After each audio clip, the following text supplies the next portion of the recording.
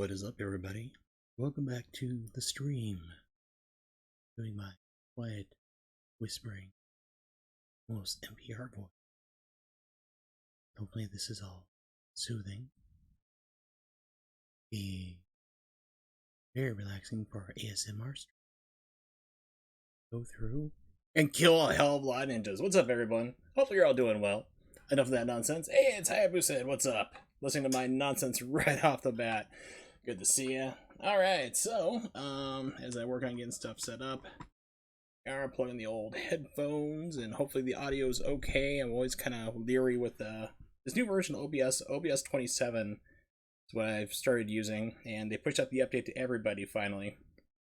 So, yeah, it's because people were having the same problems I was on 26, where it's like, it just started like, just massive GPU problems and recordings and dropping frames and everything else. So it's like, you know, I went on the 27 beta. I'm like, oh wow, it fixed all my problems. Give me a second here while I cause a little headphone ding here as I drop down the volume really low. I'm doing okay, and yeah, it has been a while. I've actually gotten, let's see, doing today not too bad.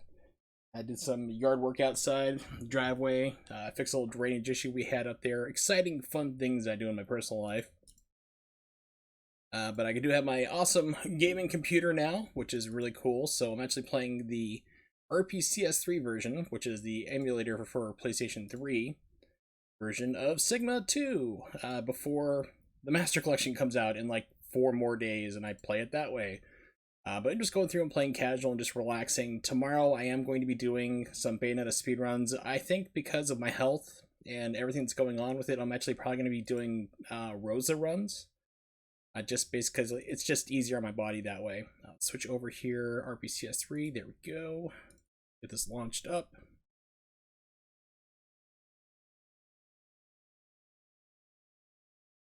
Go over the window because it's always, for whatever reason, always likes to grab the wrong one when I start the game. Here we go.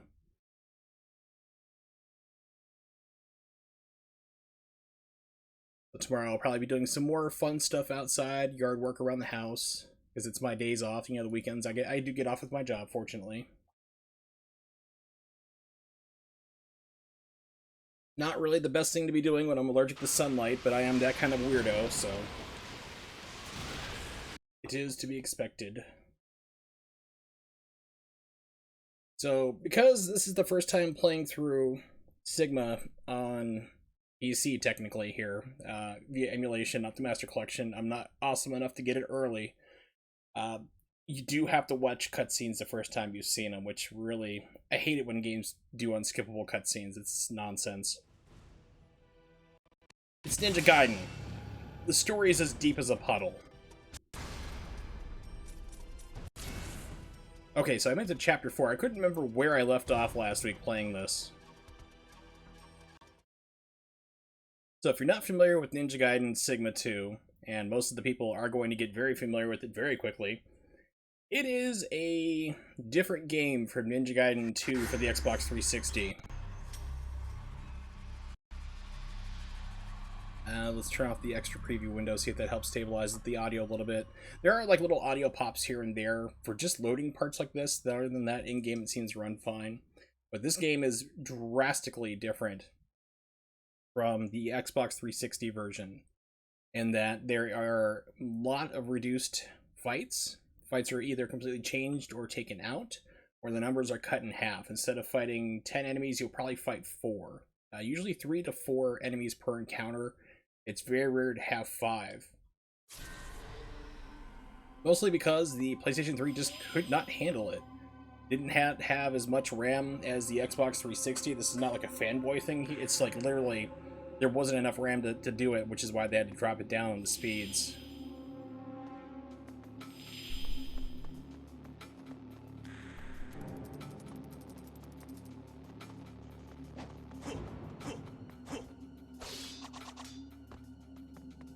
It's Metavan AJ, what's up?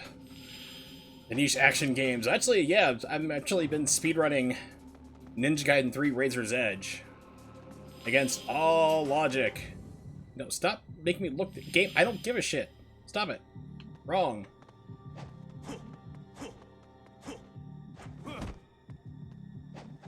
So you can bypass the loading areas here. If you, like, I saw on where we do this, I was like, you got to be kidding me. So I figured if you do that wall run here and land on this corner, it bypasses the fight. Well, it's not vanilla. It's Razor's Edge though. That's the thing. But the problem is as I've learned to speedrun Ninja Gaiden 3 Razor's Edge, there is a massive problem across all versions of the game. Oh, trust me, it's better than you're trying to do vanilla for sure. My God. So, PlayStation 3 is the best, most stable version of the game you can play. However, there is a massive, massive problem because you can do infinite karma glitches in speedruns. Okay, you land on the scarab, you hit the pause button at the same time, causes a glitch. Keep multiplying the points over and over. 15 seconds, you have as much karma as you need to do an entire run to basically upgrade everything you ever need. You do that twice in a speedrun, once with Ryu, once with Ayane. It causes the game to hard lock at the last level where you're in back of Mizuki's Jeep, shooting down the guys with arrows. The game hard locks. Full hard on, just like basically PlayStation 3 will crash. Like, you have to turn it off. It's going to try to rebuild the hard drive. It is monstrous. It even happens on emulation like I'm playing right now. That has me really, really worried that the Master Collection coming out is going to be using the PlayStation 3 version, since it's a Sigma collection, that's going to have that problem with it as well. So I've let Team Ninja, or, you know, people responsible for the stuff here, like, hey, this is a problem. You guys need to make sure it does not happen. And here's video and explained it why, and they never got back to me or anything. So it's kind of making me worried. Shame the new collection is just a Sigma port, it's only picking it up. For Razor's Edge, different frame rate. Actually, Razor's Edge actually runs really well. It's just still variable. But we're talking like usually between 56 to 60 for the game, which is not too bad. But of course, like, you know, while it does really improve, you do feel the difference.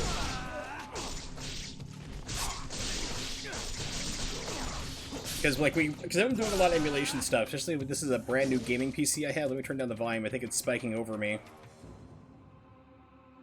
Well, the thing is that gameplay is tied into frame rate, so that's where you have to be careful. But because people are like, I want to unlock the frame rate, well, then you're going to have a game running at like 200 frames per second. You're not going to be able to control it. That's going to be a problem. It's just how the game's designed, so that's why they're saying like to fix it to be 60. So, crap. Ninja dogs. Boo!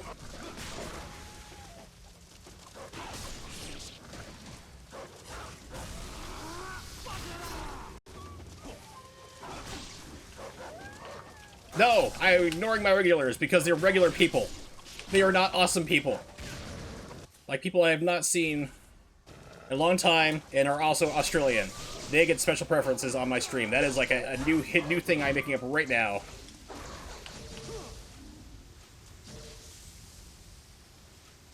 What's up?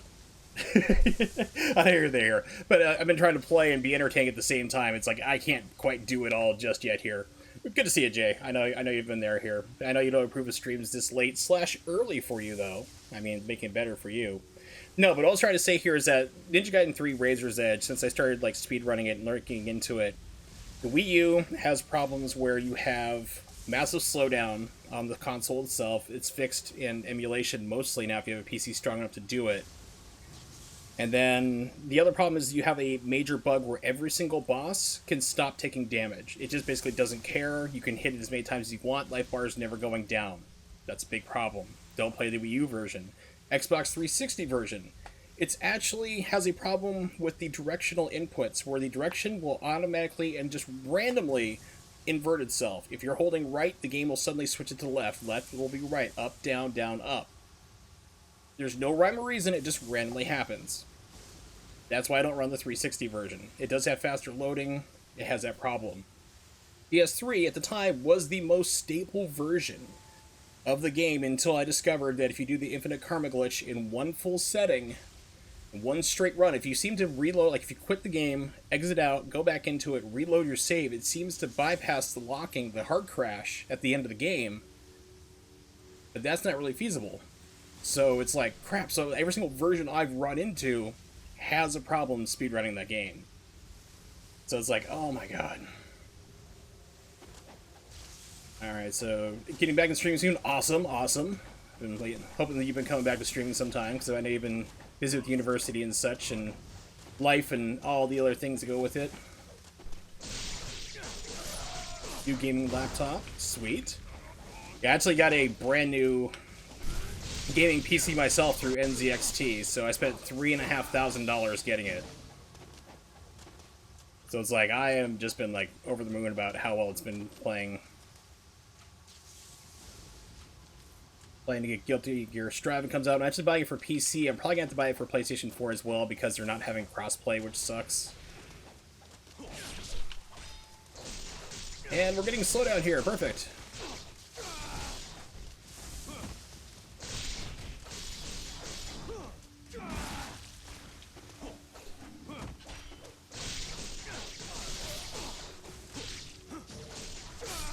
Yeah, so Strive I'm looking forward to. I'll be, like I said, probably be buying it again on PS4 as well, just to get the crossplay.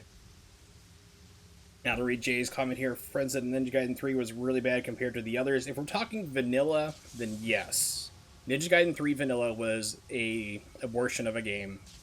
Add more weapons, later version stuff. So what's your opinion on Ninja Gaiden 1, 2, and 3? Do you have a favorite? Are they all good, etc.?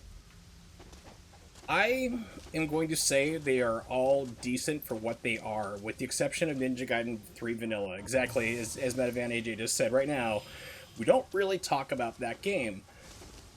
Reason why is... Geez, I only have level 1 still for that. Okay.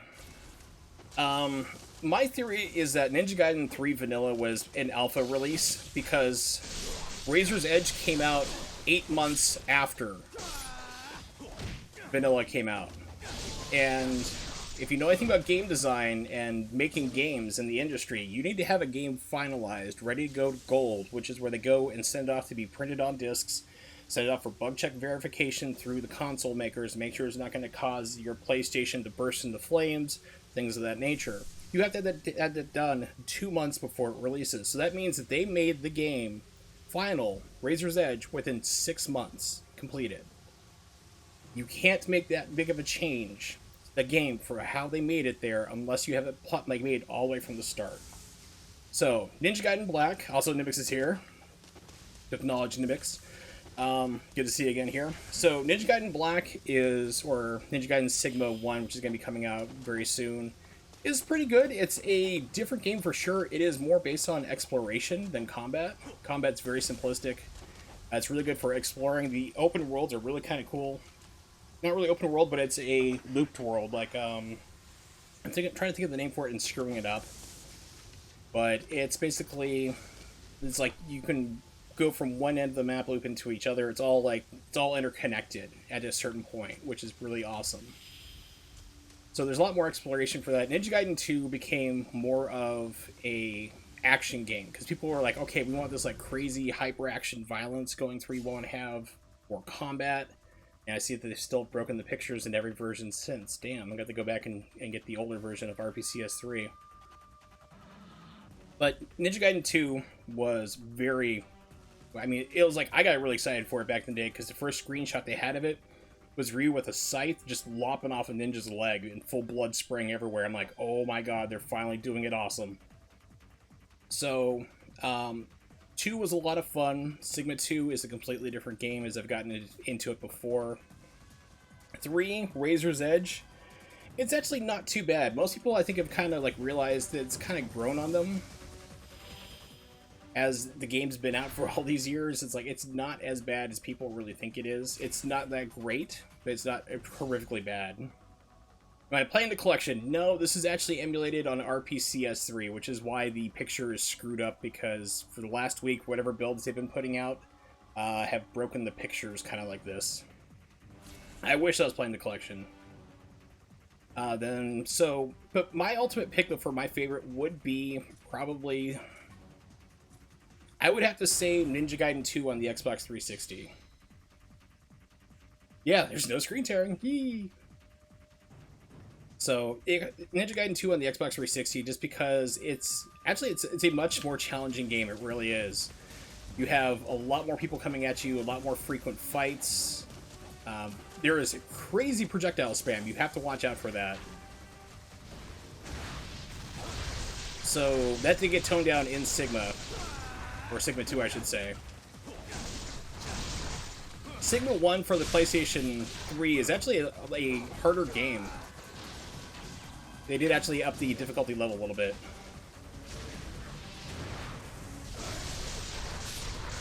So you might get the PC release then. Not sure. Neo 2 really made appreciate the team's work. Yeah, I'm going to be getting, like I said, the PC release. I'm going to be getting it. I have a physical version on pre-order for PlayStation 4 of the Master Collection. And it's coming in through PlayAsia because it's got to come through Hong Kong, which is the English version. So that's the only way I can get physical version. Can it run 120 frames per second? Here's the problem, Berserk Logics. Gameplay is tied into frame rate, okay?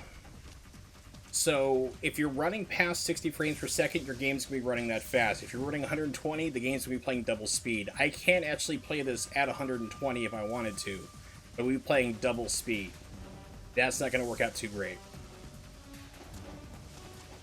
You ever get around to playing Ninja Gaiden 2 on Xbox One Series X? It does mostly iron it out, although, let's see, I'm getting encoder overload. Why am I getting that message? I'm not dropping frames or anything, so no idea on that.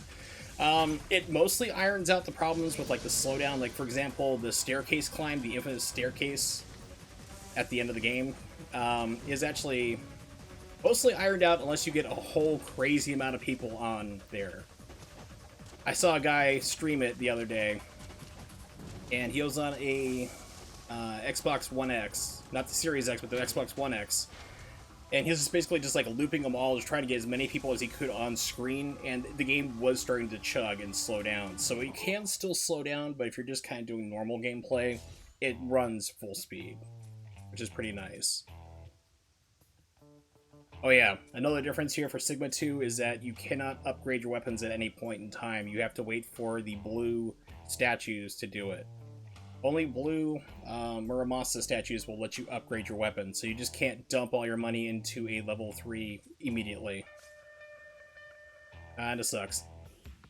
I'm still trying to get a PlayStation 5 disc version, so that way I can play Final Fantasy VII Remake. It's 60 frames per second because they haven't released a damn PC version yet, which is pissing me off. Who would have thought that spending $500 would be so damn hard? I can't get a PlayStation 5 still. I can't get an Xbox One X. Like our Xbox Series X, I should say.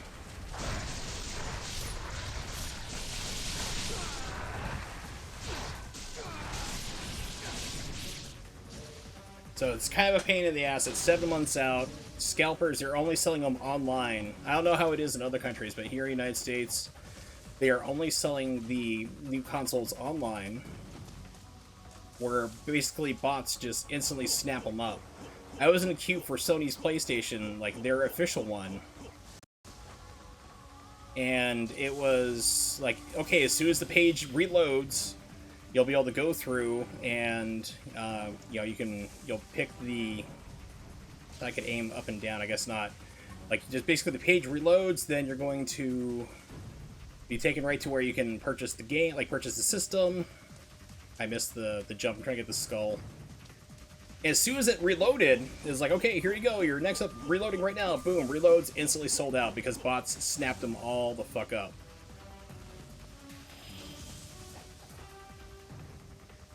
Where is this stupid platform? I can't quite see where it's at.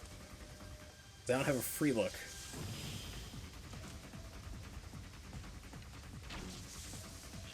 Okay, now it's letting me aim. What the hell? Okay, so there's a small...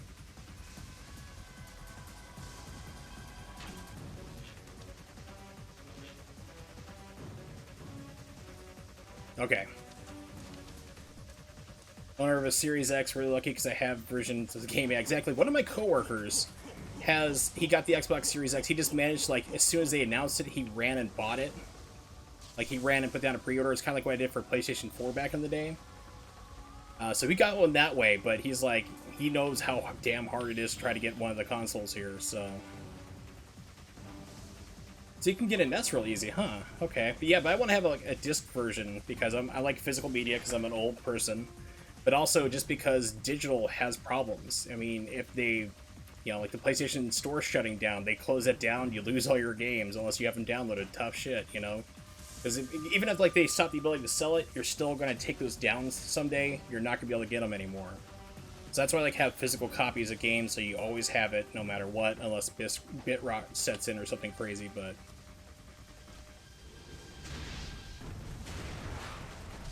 oh crap, just missed.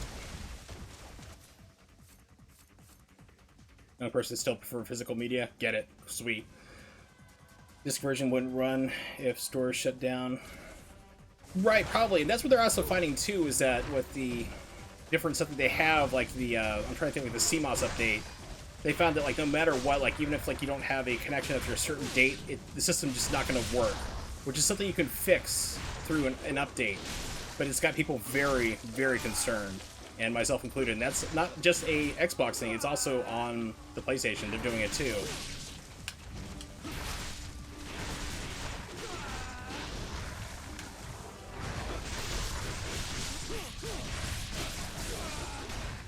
It's not going to have an option for gore.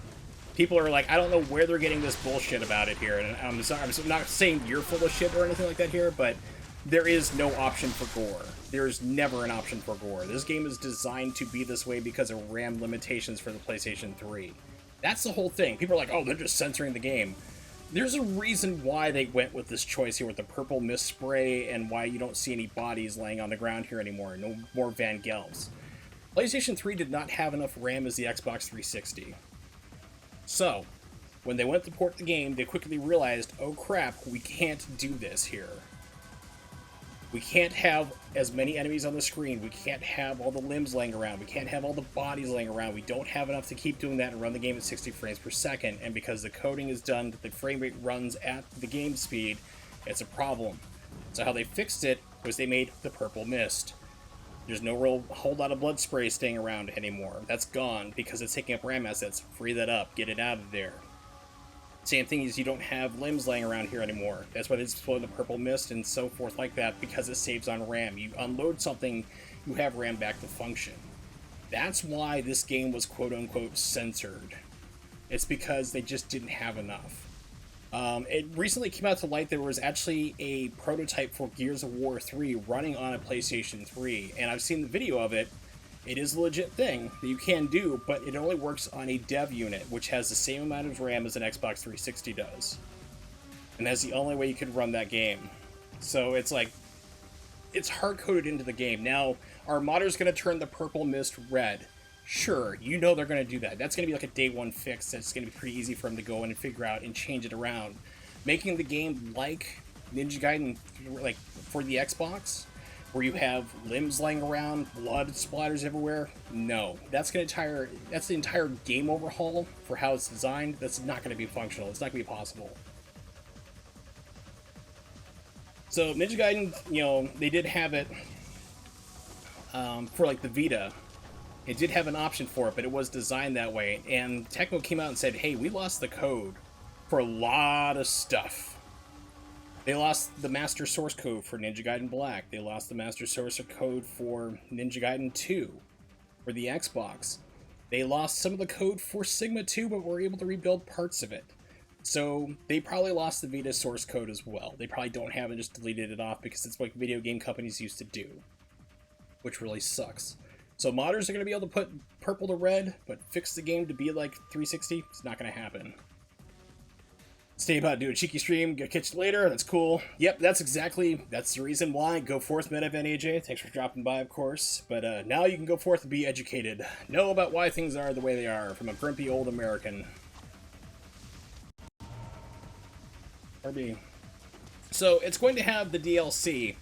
To answer your question there, Berserk Logics, yes, it's going to have that, but it's not going to have any online modes or anything, because that would require servers and testing online networks, and they don't want to do that because this is straight off bare bones port. What the game looks like pretty much right now is what's going to be looking like in the Master Collection. That's just going to be the way it is.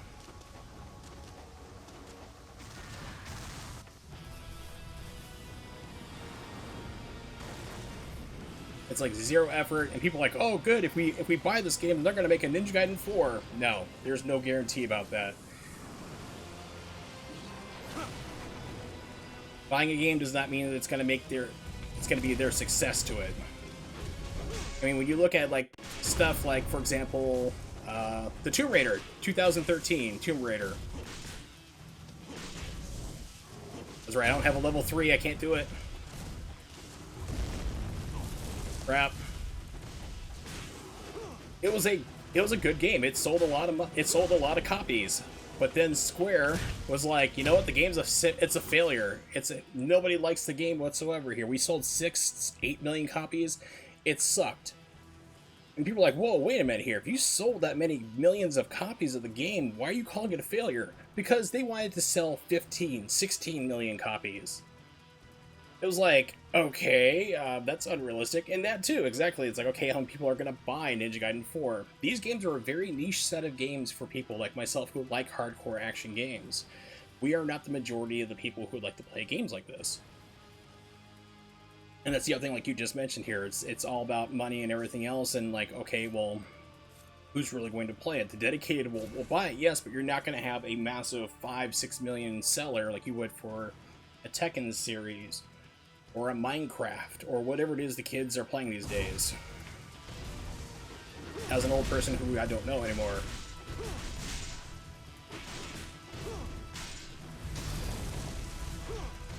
Dude, what are you targeting there?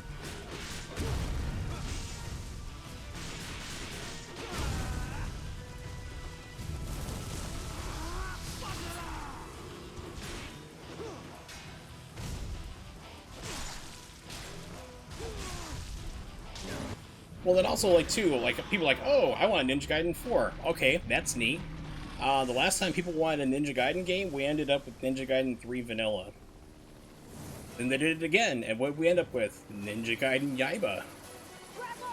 That was even worse. Although I did meet a streamer who actually legitimately likes Yaiba, and is the only person I've ever seen publicly admit that they liked Ninja Gaiden Yaiba. How is it out there? Fiends are everywhere. You see, now, did you play Devil May Cry, the quote-unquote reboot? There's a powerful fiend there. Because I found a lot of people who shit on that game didn't play it, which I find very odd, because it is actually a pretty good game. You're not going to have all the crazy, like, super, like, canceling mechanics. You can do, like, canceling stuff there, but it's not as, like, crazy as the mainline series is for what you have for potential of it. But I thought it was a really good game. It's actually pretty decent. The combat mechanics are there, especially when you run it at 60 frames per second, like the later versions did on consoles and also PC.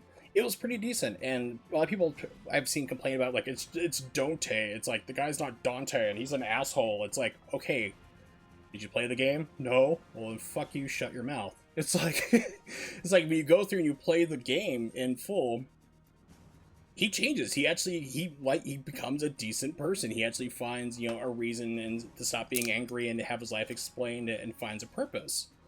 And he's not like this over-the-top, bombastic, crazy character, but it's like there's actually a good story behind it there, and the mechanics were actually not too bad.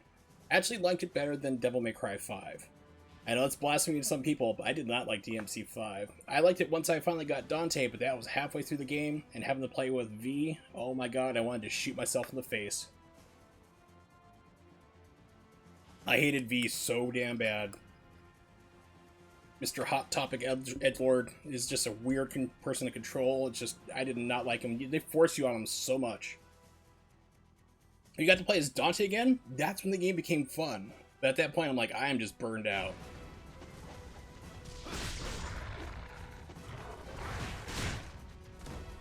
See, what hit me? It's like we traded hits on something.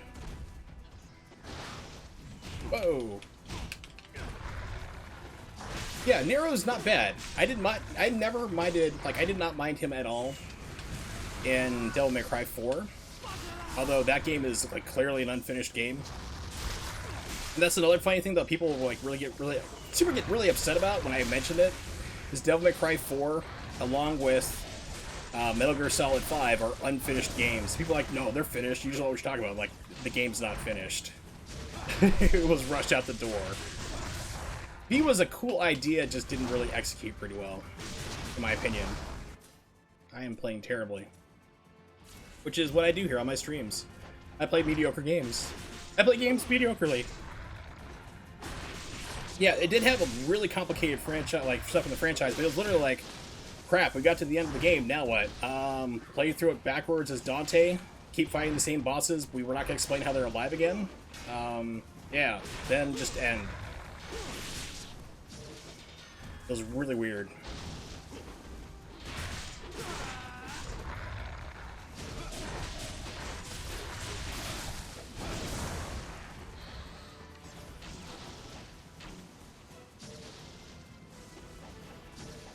Devil May Cry 3, I did enjoy it. Devil May Cry 2, nobody talks about. We just ignore that. It's even funny, like, Devil May Cry 5 has, like, this, like, oh, here's our preview, like, here's the events of what happened in Devil May Cry 1, lists all the things here, the main story beats. Devil May Cry 2, Devil May Cry 3, here's all the things that happened. It's like they just completely skip over. They're like, yeah, we're sorry, we don't know what happened with that. Those are bad. Oh, there's also no incendiary shurikens here either. And you can't charge up your essence, like you can't overcharge your arrows. Oh, this game's so different.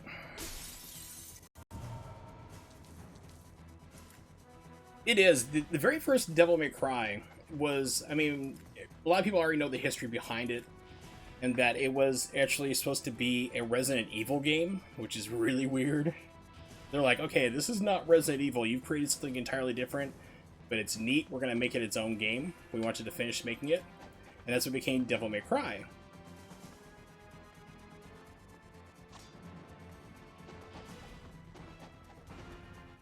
And then Devil May Cry 2 just didn't really do too great. This is a new weapon for Sigma 2, him as Fang. I never really use it. We're going to try it out right now.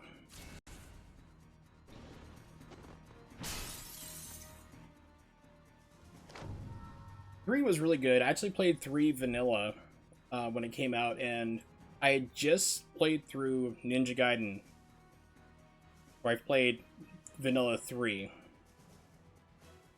And people were complaining about how hard the game was. And I was like, the game's not that hard, because I just played Ninja Gaiden. It was like, at that time, it was like one of the hardest games to play. And then, like, when they came out, then I learned that, like, oh, the American version, normal was set to hard. So that's why people were, like, getting their asses kicked. So I was like, oh, okay. So then they came out with, like, the special edition with the improvements and stuff, and they changed the difficulty level back to where it's supposed to be. It's a bummer they don't have the original Xbox here, the prototype thing. Or something to heal you with, they took that out. Yeah, Devil May Cry 2 was like, shoot the enemies off screen, far away. Okay, so this is basically the Diablo sword, or Diablo, or what do you want to call it? I have no idea how to say its name, never did. Yeah. Upgrade Diablo.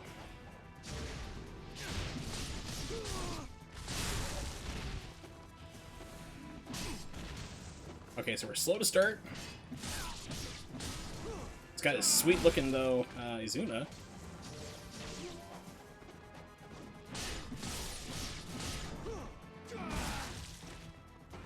No, true gamers can skip it. I think we have permission from Capcom to skip it. This is the same reason, like, why I'm not going to be, like, you know, I'm not going to play Ninja Gaiden 3 Vanilla, except for, like, once or twice on stream just to show people how bad it is. Which I do every now and then, just, like, to show it off, because people are familiar with Razor's Edge, but not Vanilla, and they don't realize, like, how drastically different that game was.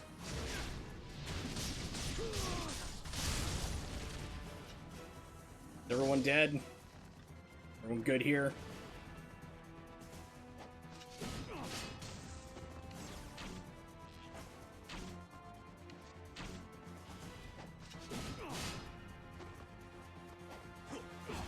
Okay, that didn't work exactly as I thought. See, like, I wonder if there's like a skip you can do with this thing, because it kind of launches you in the air.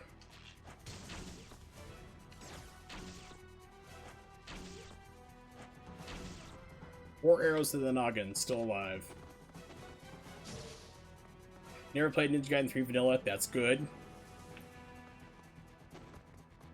You didn't really miss a whole lot. The game was really, really bad.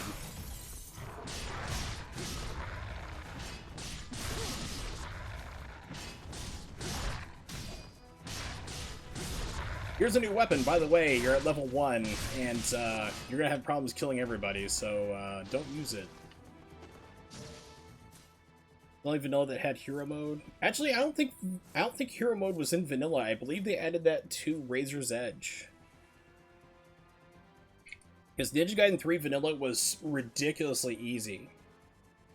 So I believe they added it into, you know, not only was Razor's Edge harder by default, not a whole lot harder, but a little bit harder, but they also added in the hero mode, which is like a hard mode. You know, I play Bayonetta. You're talking to a multiple world record holder for Bayonetta 2. Yes. Yes, I have played Bayonetta 1. I have played Bayonetta 2. I like 2 better than 1. It is more combat focused there, but each games are both ridiculously good. I actually downloaded Bayonetta 1 for my PC again, which is the best way to play it.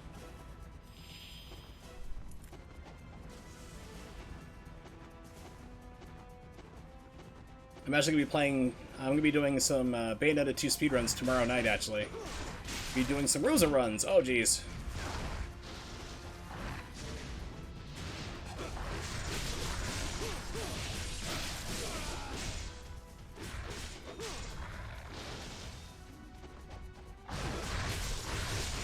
Wait, there's stories to Bayonetta? Since when? Don't you lie to me.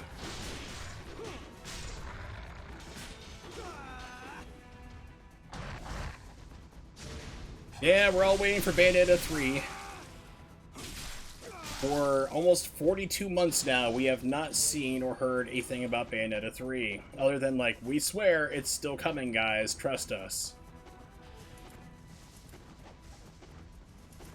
Because what happened was they announced the game, like, here's our... They basically pulled a square, like what they did for Final Fantasy VII Remake. Here's a trailer. We're making Final Fantasy VII Remake.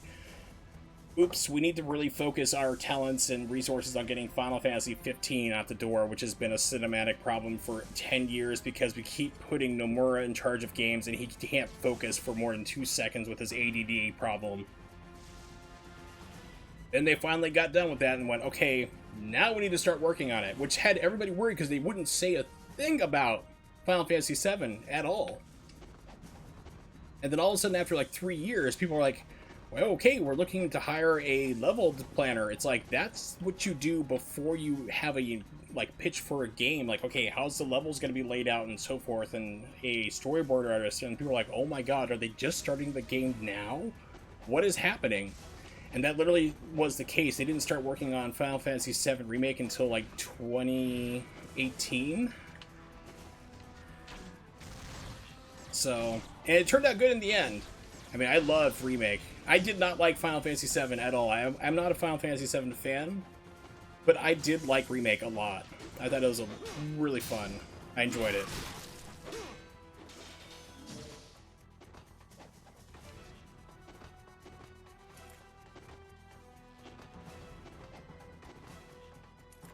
So, but it, like, but with Bayonetta 3, they did the same thing.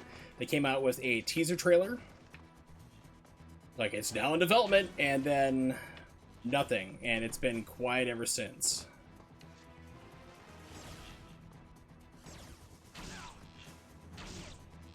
And the reason why is because they had gone through and they announced the game, and then Nintendo had a contract for getting Astral Chain out the door. So they had to do that. So they literally had to put all hands on deck to get Astral Chain up and going, and then the aftercare for that too as well. So, and then they were finally able to theoretically start working on Bayonetta 3. Okay, I know I'm missing a skull, but I don't really care. I don't think it's going to give me anything anyway. Yeah, I mean, we want it to be done. Yeah, this part of Ninja Gaiden 2 was full on flying enemies. It was annoying as hell. Because you also did not have infinite arrows either. Like Final Fantasy VII, played through the whole game on PC, finally played through it completely. It's okay. I said, remake, like, Final Fantasy VII I thought was an alright. It's an okay RPG. It's not the best one, but people who usually say it's the best RPG ever of all time, it was their first RPG they ever played. A lot of people, Final Fantasy VII was their very first RPG. And of course that's going to be, you know, it's going to be biased in that favor for them, which is understandable. Which is why I found it really funny, haha funny, when people were like, Final Fantasy VIII sucks. Why? And this was like really popular at the time. People crapped on Final Fantasy VIII because it wasn't a sequel to Final Fantasy VII. They didn't know that at that point in time, there were no sequels to Final Fantasy games. Sequels did not exist for them until like 10 came out, 10-2.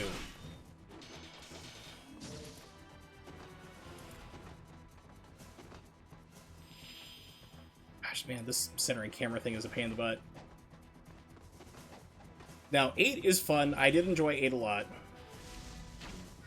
Is it the best one? No. For me, the best one is still Final Fantasy VI. A lot of people like 4 and 6 and go back and forth between the two. That's understandable. For me, it's personally 6.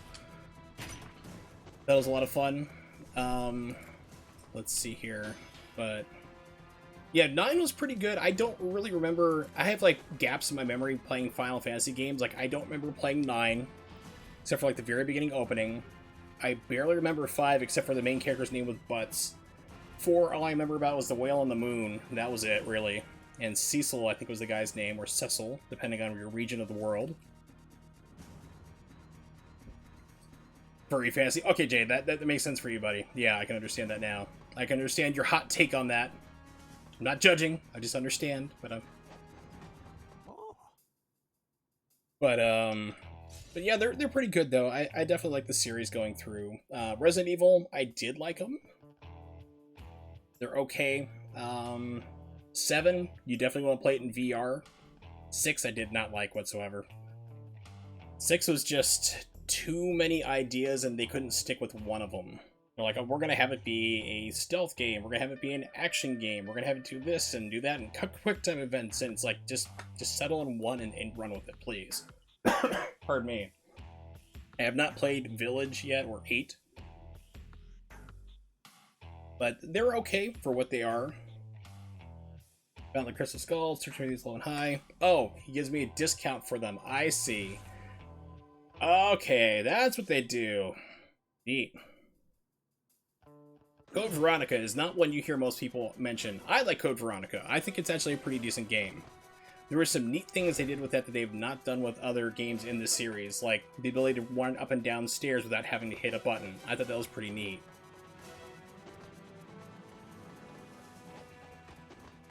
But yeah, Code Veronica I actually thought was... Whoa, I'm getting some weird juddering here from this. 1 is okay. It was really good. It was actually, at the time, I remember... I thought I could run up here on this part. I guess not. The other eye, my camera's really borked. I don't know. There we go. Okay, cool. Oh, okay, so that's where... Ah, now I see. Okay. So it's supposed to spin me out to this point anyway. So, yes, it does deserve a remake like number 2, I agree. Remake for 3 really upset me. It really, really did, because I loved 3. To the point where, I mean, I played 3 so much with my friend James in high school when it came out, that I proposed to him, like, dude, I'll bet you I can take down Nemesis, the very first fight in Nemesis, with a knife. He's like, no way. And you can do it. It takes, like, a ridiculously long time, but you can do it. I pulled it off. I'm like, holy crap. So, like, we mastered that game. 3, like, crazy. 2 Remake was really good because they still did have a lot of the elements from 2. They'd change up some stuff, but you could still go, I remember where this is supposed to be, and you could go and find it. It was really awesome. 3 was like, somebody had a fever dream, was drunk, and had a head injury. It was explained to it by somebody translating from 3 different languages what the game was supposed to be. Like, here's what it's supposed to be in the layout, because, like, none of the layout was the same. it was a complete and utter mess. It was a rush job completely. It didn't have the love and attention that 2 Remake did. It was kind of even though they developed them at the same time, it was still like, okay, whatever, you're just kind of the side team, just go. You know, you don't have Nemesis constantly haunting you around, you don't have the options to choose, like, okay, am I going to stay and fight, or am I going to run and do this and have it impact and do some changes to the story? You didn't have any of that. No clock tower. There's just so much stuff missing from it, and just Nemesis is just like, he's going to show up as a set piece and you run from him, that's it. You don't really fight him. You're not cornered, you don't have to fight for your life to like knock him down and like basically keep trying to kill him over and over and see what an unstoppable monster he is. So it was really a bummer. So I did not like 3 Remake at all. CJ says I played Final Fantasy X, which I thought was really cool. I did like 10 a lot. I actually played on stream last year before my back fusion, or actually the year before. I've played 14. Most playable out there. Sadly, I will play it with you. Probably don't play MMO. I have Final Fantasy 15. Actually, Ronnie bought that for me, which is really awesome. Bought me as a Christmas present, which is pretty sweet. It's not on PS4, but he bought me the Steam full version, like the complete Royal Edition, whatever, which has all the DLC, and it's actually the final finished product. So I really want to definitely go back and play that on my bigger badass PC. I feel like Resident Evil 3 Remake is really done by a B team. It really was done by a B team. Did a good job, but it was just like, you can tell all the attention was for 2. That's where they put all their money and attention, was like, okay, we're doing Resident Evil 2, and where am I going here? This person, like something I can read off of? Examine, yes. Village is pretty disappointing. I've heard it's kind of a mixed opinion on Resident Evil 8 / Village, whatever you want to call it. Really enjoy watching Resident Evil 8. Don't play any of them, pretty easily spooked. Now, going back to what I was going to mention about Resident Evil 1, was back in the day, which was very, very back in the day, because I'm old. Congratulations if you're above 40 or at 40, I'm old. Super old if you're Nimix. But there was a game on PC called Alone in the Dark, where you're in a mansion and you need to escape, and there's zombies. And it's tank controls, and it's polygons, and it's a terse atmosphere. You don't have a whole lot of ammo for your weapons. You need to use your brains and bronze to get out of there alive. It's Resident Evil. It's literally Resident Evil like 3-4 years before they made Resident Evil. So I remember playing Resident Evil 1 going, oh my god, this is just Alone in the Dark, but a lot better.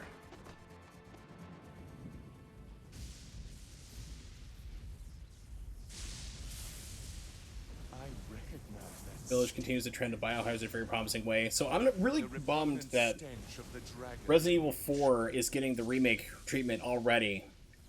In a game that's been ported to like 11 times already.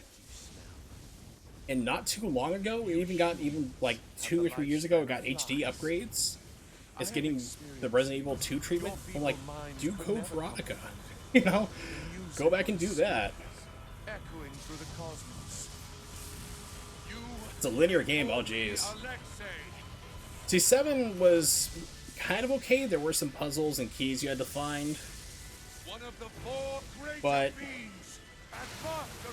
really, really shown when you played it in VR. You play Resident Evil 7 in VR, and that is like, that will give you PTSD. That's like something you don't play, that's something you remember, like you were there. That's the only thing I think back to that, and I'm thinking like, man, that was a fun game, or this part is a fun game. It's like, I'm thinking, oh god, I remember I was trapped in, I had to keep dodging a car, getting my ass run over. It's like you have these things like, because you're there, so it's VR right in your face in 3D, and it really impresses on you differently. So I'm wondering if like Resident Evil 8 would be the same way. Yeah, 4 was pretty linear. It had a lot of good stuff to it. It did change the formula. Still had tank controls, of course, but it was a different beast. But it was fun. I remember definitely being surprised by it when it came out.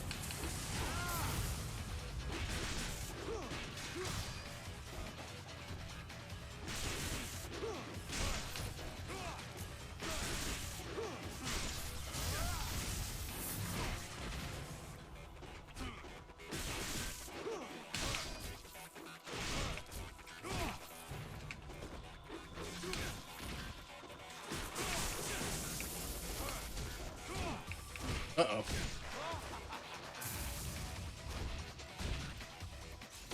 Oh crap! It's like, no, let me heal!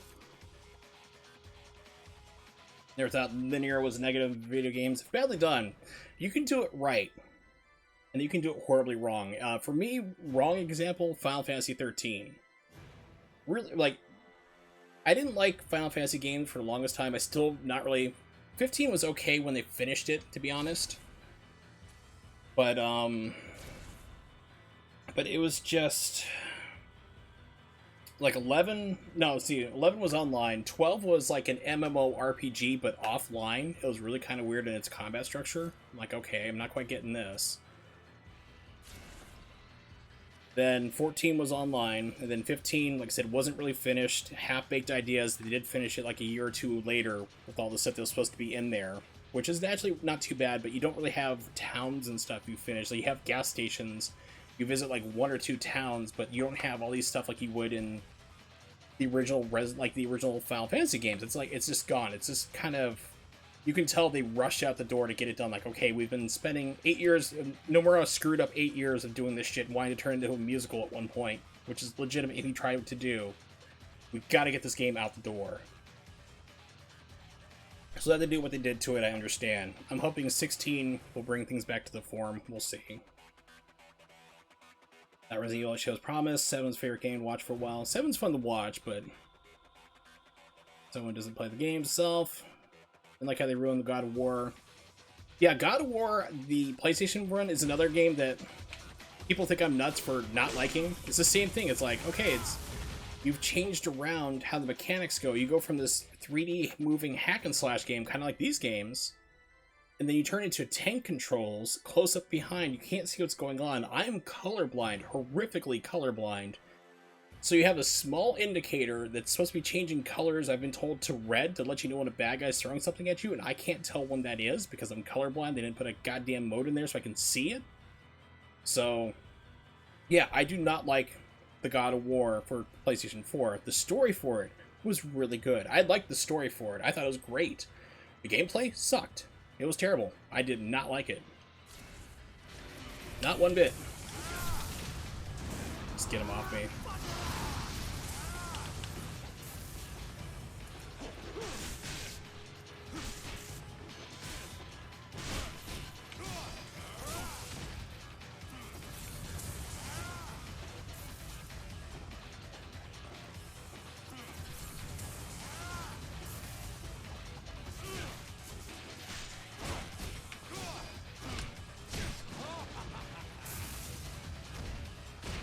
He's gonna kill me. It's like, I'm literally like trying to like... Okay, because I was like, I wonder if you could do like the ultimate finishing move on him. That's what I was trying to do, and it's like, it just wouldn't pull it off. Such is the fragility of evil. Another game never caught because of exclusivity. Writing was divine. How they managed to turn Kratos into an actual person. Yeah, it was really good. I like that aspect. Like, he's a father now. Again, technically he did have family who he accidentally killed, which led to the whole white ashen skin and everything else, and his whole path of where he became who he is. But yeah, the story for it was really good. I definitely enjoyed the hell out of it. The gameplay sucked.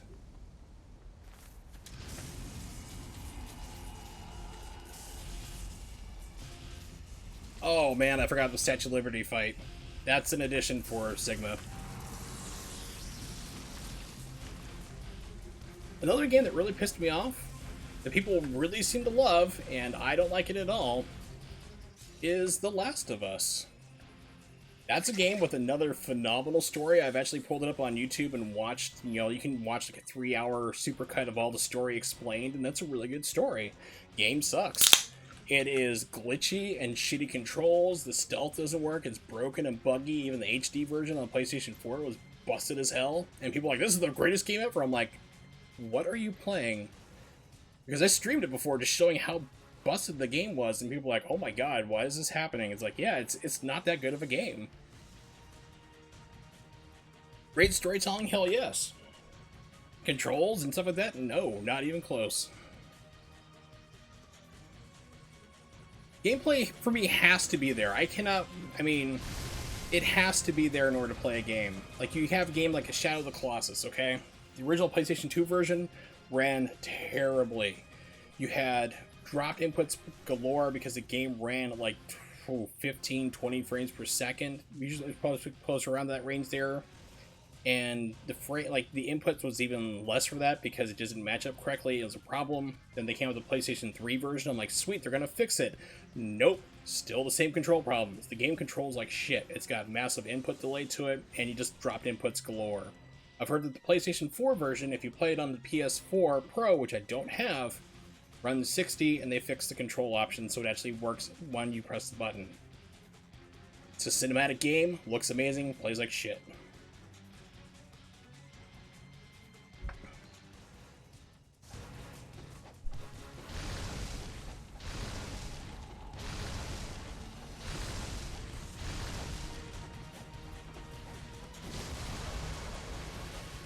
Yeah, the second one had its own controversies and stuff, and rightly so. People correctly pointed out that the guy who wrote the script for number 2 really hated Joel, and he was on the record for saying that he really hated Joel, and he put himself into the video game, and spoilers, cover your ears for 3 seconds, boys and girls.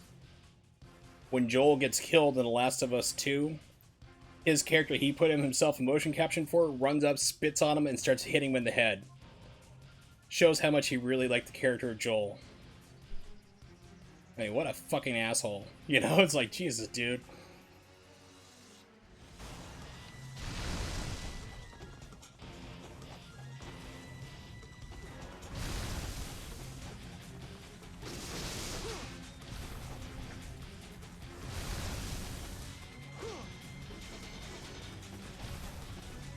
I need something with Flying Swallow. Yeah, it did not deserve all those awards it got. I would agree. It may have been good, but it was not that great. There was a lot of problems from what I've heard about it. Same thing with like Red Dead 2. Red Dead 2 has half a second input delay, which is insane.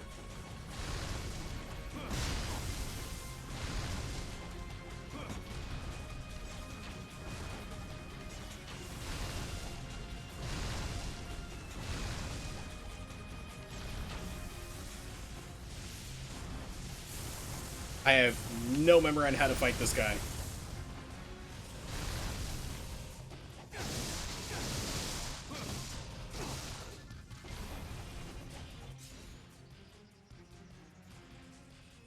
Us games particularly still learning curve 20 years ago is the majority of gamers, hardcore players.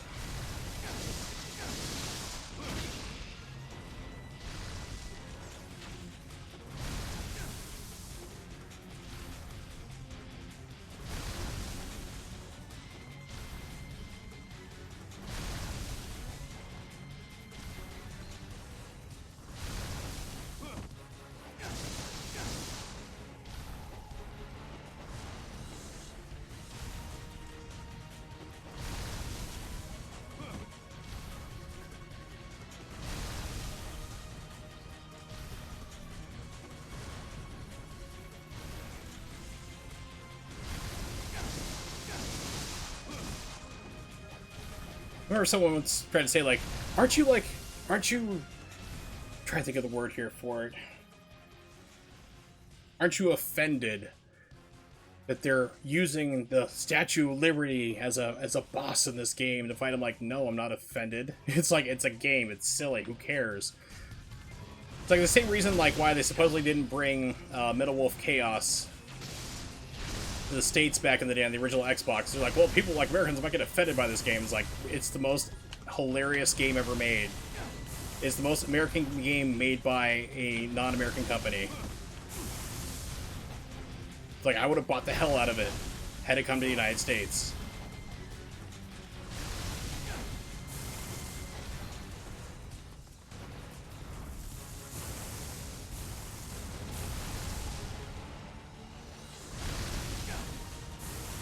Okay, so you can't hit the non-pounding hands.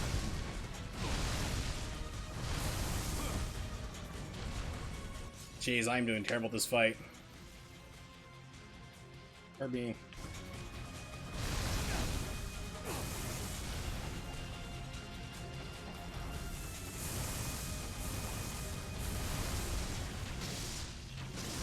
Okay, so I can hit that, okay.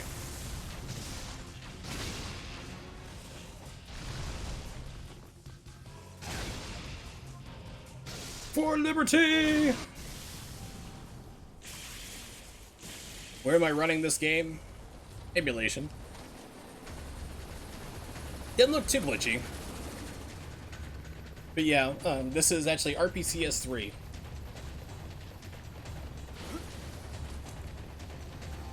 People are like, dude, do you have the Master Collection? No, not yet. I'm not that cool.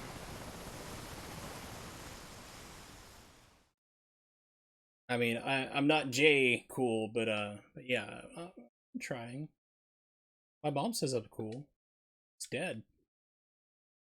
Yeah, it actually looks pretty well. It's one of the things I'm really happy with my new gaming PC, is that I'm just like, okay, what can I emulate that I couldn't quite do before? And I'm just throwing crazy crap at the door at it, and it's like, it runs pretty well. There are some like audio hitches, like you'll see in the loading like this here and there, but I'm still building shader caches and other stuff too. There are some parts where it does kind of slow down a little bit, but it's not too bad. One thing I definitely want to do next is try Xbox emulation, Xbox 360 emulation. I know there's original Xbox emulator, and I should do. I showed it off on stream a little bit ago. It was Jet Set Radio Future. That ran pretty well, but I want to see what else has been updated and try out certain games like Red Dead just to see how it works on this crazy high PC. But I like Dark Souls. Dark Souls is kind of like hit or miss for me, really. First game, didn't really like. Second, I thought was better. 3, I didn't play much of. And Bloodborne, I did like. I liked Bloodborne. I consider Bloodborne a Dark Souls game. Excuse me as I take a swig of booze. So, I really want Bloodborne to come to PC. 60 frames per second, try to fix the frame pacing issues. I'd be all over it. Yeah, they're alright. I didn't really like the first game, however, but 2 I liked a lot better. It ran 60 frames per second. You can patch the first game on PC to run 60, but there are some issues still. Don't you think you're a little out of your league, boy? Yeah, Bloodborne would be amazing. I mean, there's a modder who has modded the PlayStation 4 version to run 60 frames per second. You gotta drop the resolution down to 720p, but it runs 60.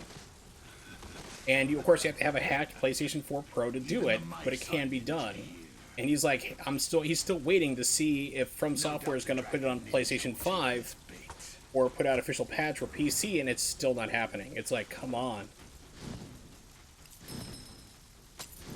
Yeah, the input drops were pretty brutal in that game, just because of the frame pacing issues would cause those drops. It got annoying in certain fights, and that's why I really didn't like Shadow Colossus, because it was the same problem. Omiji.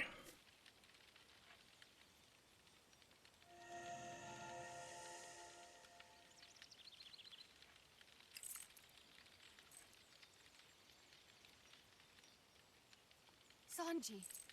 Your ugly, ugly necklace, Sanji. So they burned down my village again, or is this a different village?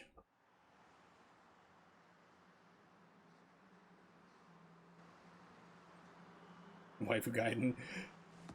CJ, I was thinking like, oh, I'm gonna be nice to my European viewers and stream later, so that way it's not a crazy, stupidly early time in the morning for you guys. Just really early. Nope, I did a bad. But it's all good, Jay. Thanks for hanging out, buddy. I will definitely catch you next time. I'm gonna try to do Ninja Gaiden, not Ninja Gaiden here. I'm trying to pause it here. I'm gonna try to do Bayonetta 2 Rosa speedruns tomorrow night. Probably around, since I have to work on Monday, probably starting that around 7 o'clock Eastern Standard Time. Same thing to you, Berserk. Definitely catch you next time. Hope if you come back. I'll be playing some Bayo 2 tomorrow, so speedruns there. Catch you next time. Alright. Let's see, what do I got? I remember her being like a little slow for the attacks. She's actually kind of fast there. Okay, so her shuriken is an arrow, but she also has a dedicated arrow button.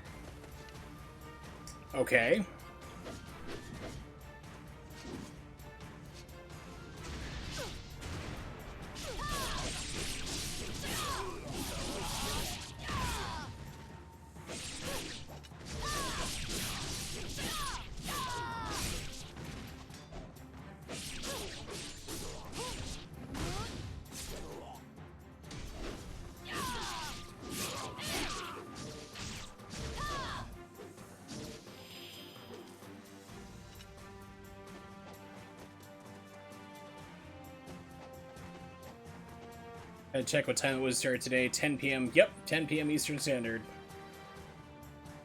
Yep, so tomorrow is going to be...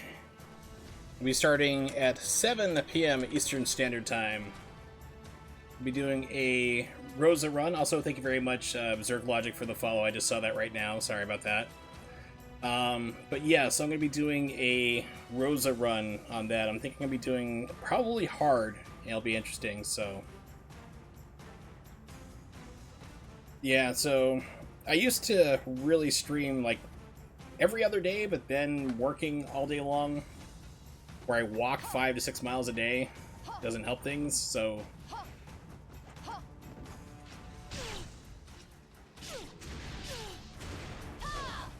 So that's why I only stream on the weekends now, unfortunately.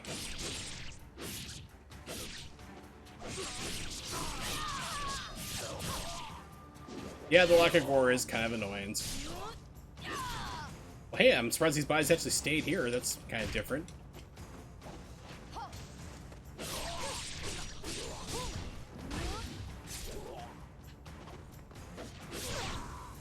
Yeah, I'm gonna go for the quote-unquote easier runs. Okay, can you, like... Thank you.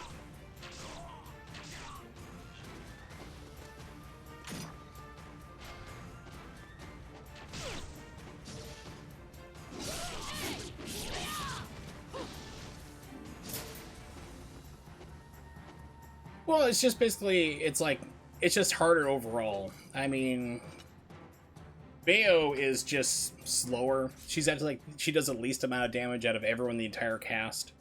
So she is kind of harder to play, as my opinion, versus Jean, who I've got nailed down anyway, so I'm a little bit different with her. But of course, Rosa is just the glass cannon. The, you know, does triple damage, but of course takes it in return, so... You can whip through the game pretty quickly. You can have some fun with it. It is different strategies. The feathers kick ass. You gotta be careful.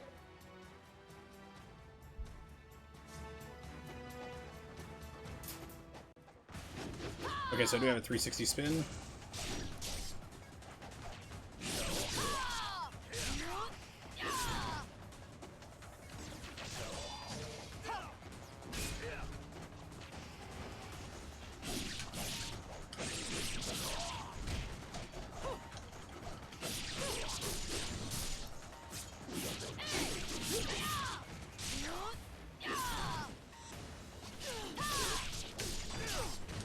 Get off me.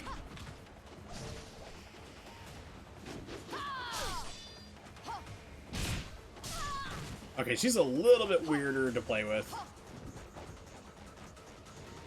I think it'll be mods bring back War on PC. Yes and no. Yes, as in purple will be turned red. That's going to be easy fix, no problem there. Are we going to have the 360 versions of Gore where everything is splattering and staying on the ground like crazy? No. Because that just takes an entire quite rehaul. Oh, cool, you can actually do it in the air. It's going to take an entire game engine rehaul to do that here, because this game was programmed completely differently due to RAM limitations for the PS3. So that's not going to be a thing, unfortunately. People have these kind of weird ideas of what modders are capable of doing, and changing the entire game structure around so you have limbs stay on, and you have gore and body parts and everything else staying around. I'm actually surprised this is all staying on here, to be honest, because, like, for how limited the game was otherwise, they usually remove most of this out, so I'm surprised this is all here in this part. Because otherwise, if you play the game, most of the like Sigma 2, almost all the body parts, as soon as you kill somebody, they're gone. Because it frees up the RAM.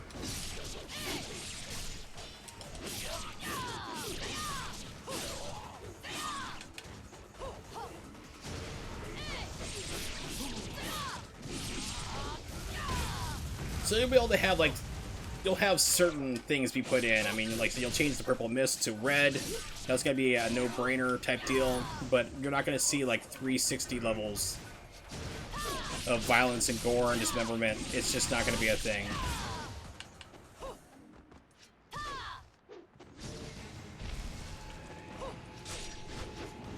Oh, that's right. I forgot how to fight this guy.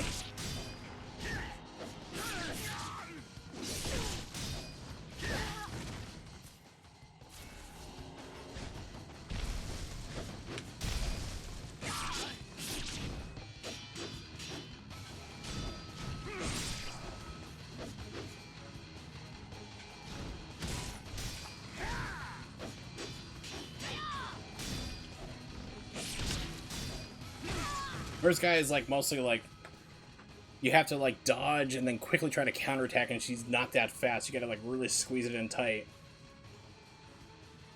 Which sounds highly inappropriate taken out of context.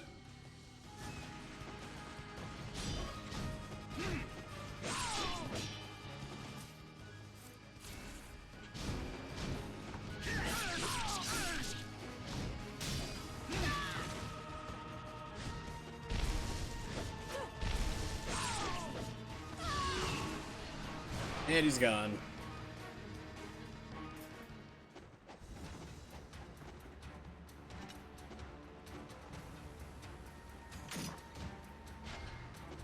It'll be interesting for sure.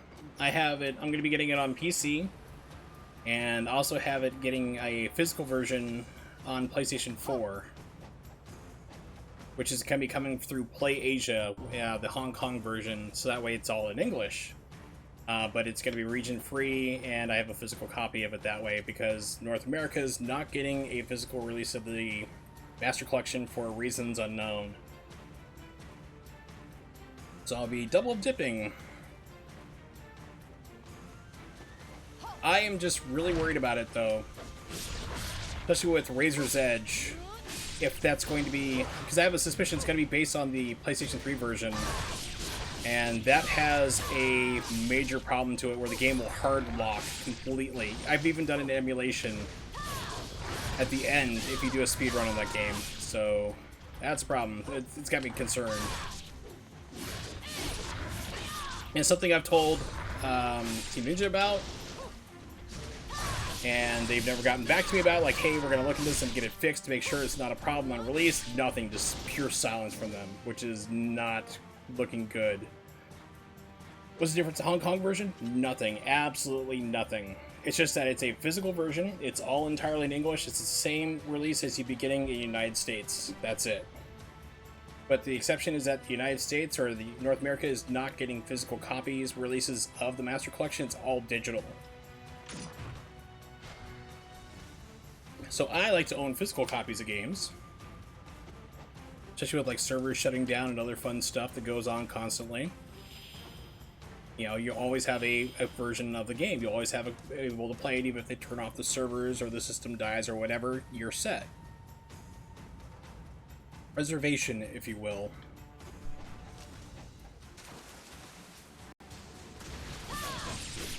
But PlayAsia is not shipping it until the release date. And they are literally shipping from Hong Kong, so it's like who knows? So it's gonna be like a month after I'm probably gonna get the game on PS4, which is fine. I'm like I said, I'm playing it on PC anyway because I have a gaming PC I'm playing on, so I am perfectly fine with that.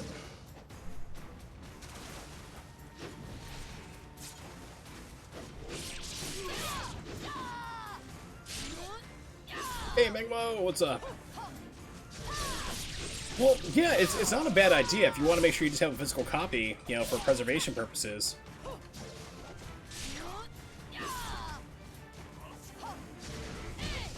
I keep forgetting that I can actually charge that in the air, which is so weird.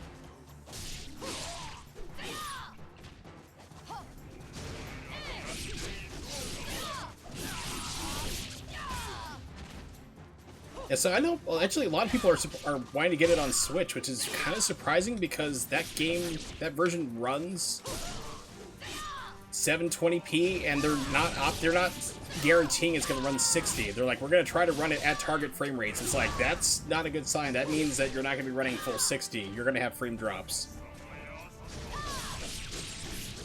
I'm hoping that's not the case. I really am hoping that's not the problem with it. But when they're saying they're targeting 60 on the Switch, that makes me worry.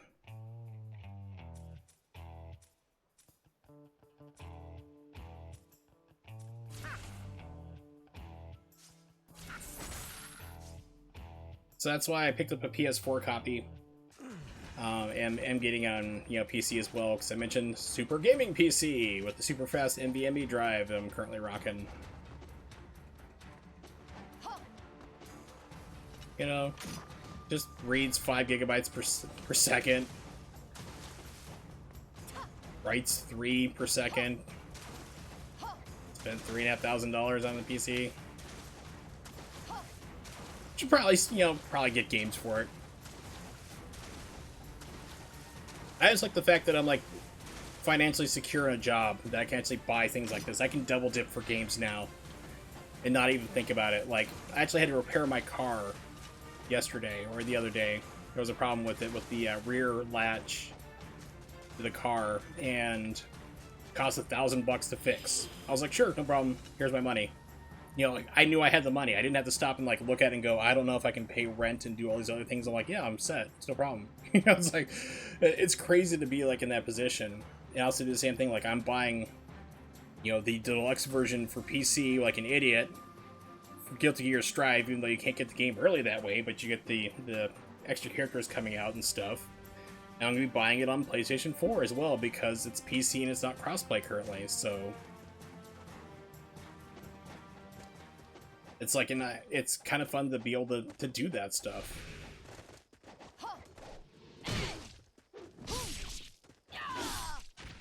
But I'm not really a fan of the Switch anyway, as you know. I only have it just to play Bayonetta 2. Much like I had the Wii U only to play Bayonetta 2. It's just, people like it. I can understand why they like it. It's just too underpowered for what I want to do. It is a literal cell phone processor system. And then what drives me nuts is they have these graphically huge, like, taxing games, and like, bring it to Switch. I'm like, why? Get a real system. Get a PC. Get anything here other than a cell phone processor to play your video games. If you want to have good graphics, that's pretty much it. You know, it's just the way it is. So people want to have Ninja Gaiden collections on the go and playing on lunch or whatever when they're at work. Sure, I can understand that. So I'm wondering if the music coming out is supposed to be like that here, or if it's just a glitch. So as soon as I kill these guys, we're going to reload a save and find out.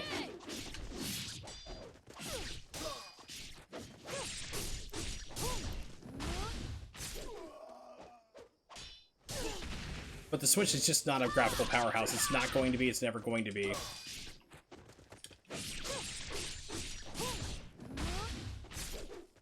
Which makes me laugh about, like, people are like, oh, dude, Switch Pro, it's gonna happen. It's gonna be this 4K killing machine. It's like, no, it's not. It's like, you would have to, like, the Switch is, like, super thin architecture, okay? It's like, it has cooling problems already, the way it is. Just, like, how thin they're trying to make it and portable-like. And then you're gonna try to, like, squeeze in, like, 4K gaming, all these, like, crazy stuff there with it. You need, like, all these bigger cooling units and fans and everything else. It's just not gonna be in there. The Switch Pro is not gonna be a thing. Which makes me laugh because they're like, oh, they're gonna... You see all these rumors, and everyone buys these rumors for whatever reason. I don't know why. They're just full of shit. And people just swallow it whole every single time.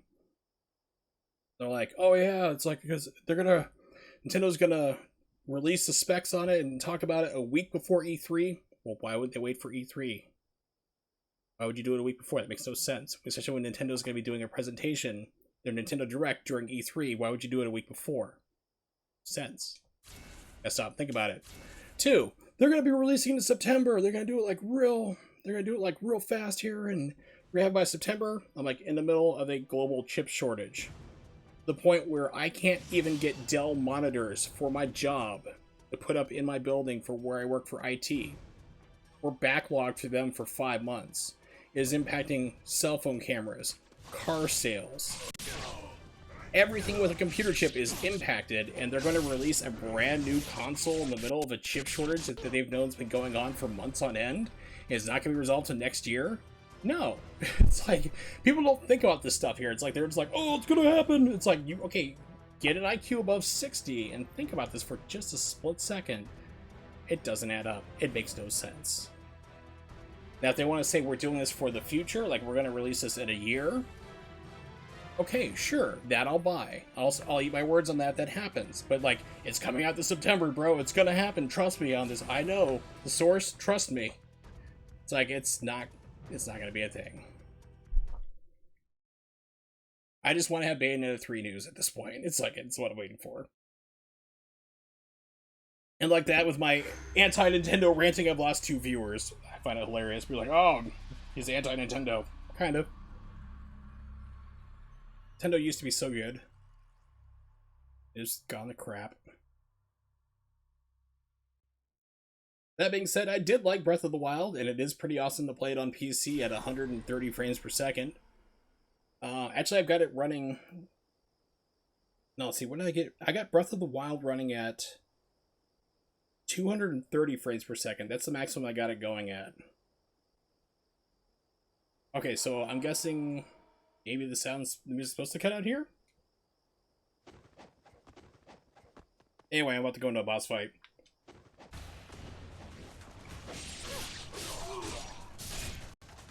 And slow down!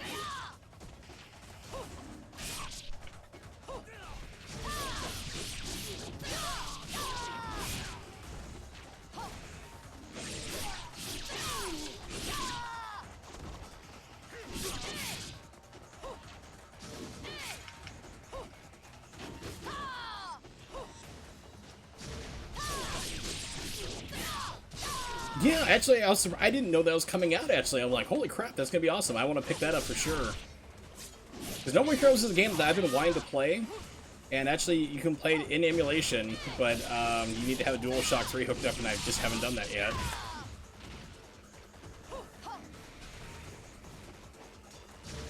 But yeah, you see that it's like coming for PC and like 1 and 2, I'm like, oh hell, sweet. So I will definitely be picking that up. It's just like all these games are coming out all at once, like on the 9th and 10th of June. Phantasy Star Online 2, which is big for people who are really into that game. You got Guilty Gear Strive, then you have the Master Collection, and then you have... Gosh, what else is coming out there? It's like you just have all these games that like No More Heroes all of a sudden. It's like you have all these games coming out at once. It's like, why did they all these game companies get together and say, dude, we're gonna release it all on the same date and compete with each other? It's like, why? Space it out, please.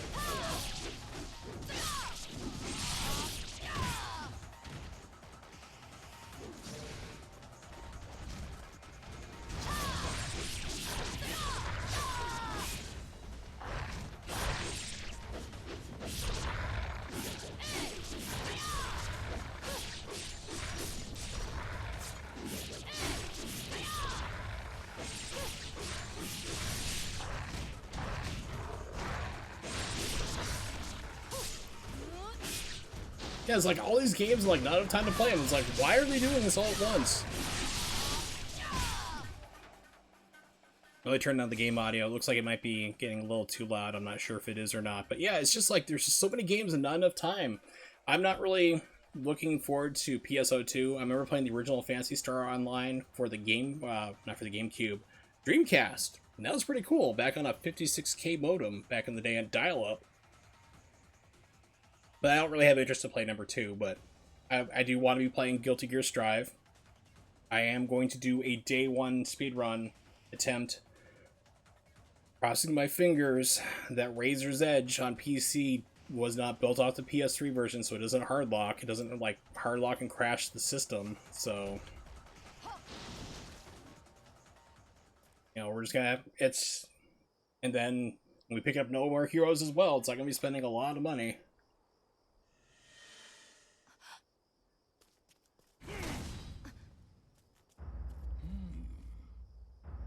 Expected the Dragon Ninja. Oh, that was weirdly compressed. Instead. Give Sanji back to me. You are a fool to have come alone. Your recklessness will cost you. Careful. So are these guys fiends or just Tengu? Underestimate her. This may not be the prey he intended to catch. But I'm always game for a good fight.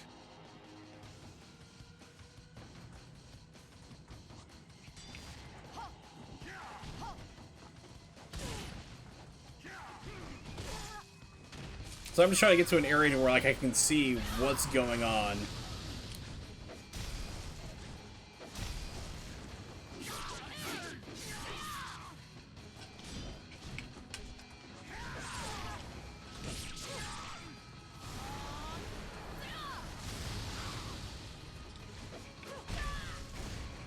Whoa, camera, stop freaking out.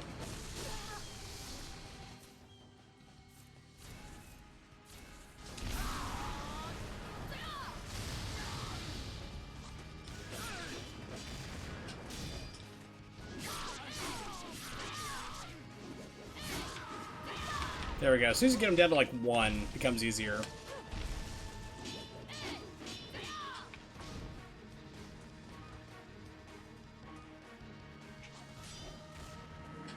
Oh shit. Forgot about that part. Oh shit, you kidding me? Game's like, no, we are not kidding you.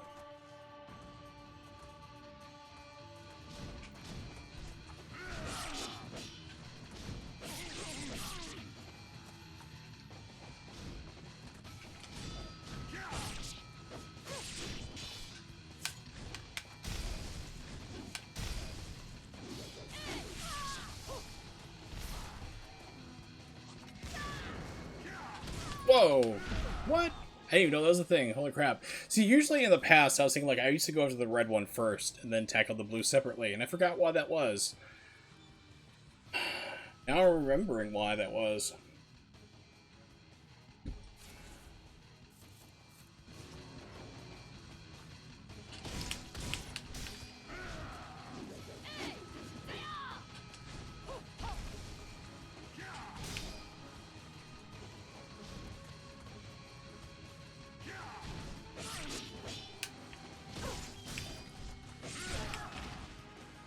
This is the thing, people are like, oh, it's like, he wasn't a part of this game. It's like, true, he wasn't, but they act like he wasn't in there. He wouldn't have a hand in it here still. It's like, his influence is still throughout this game regardless.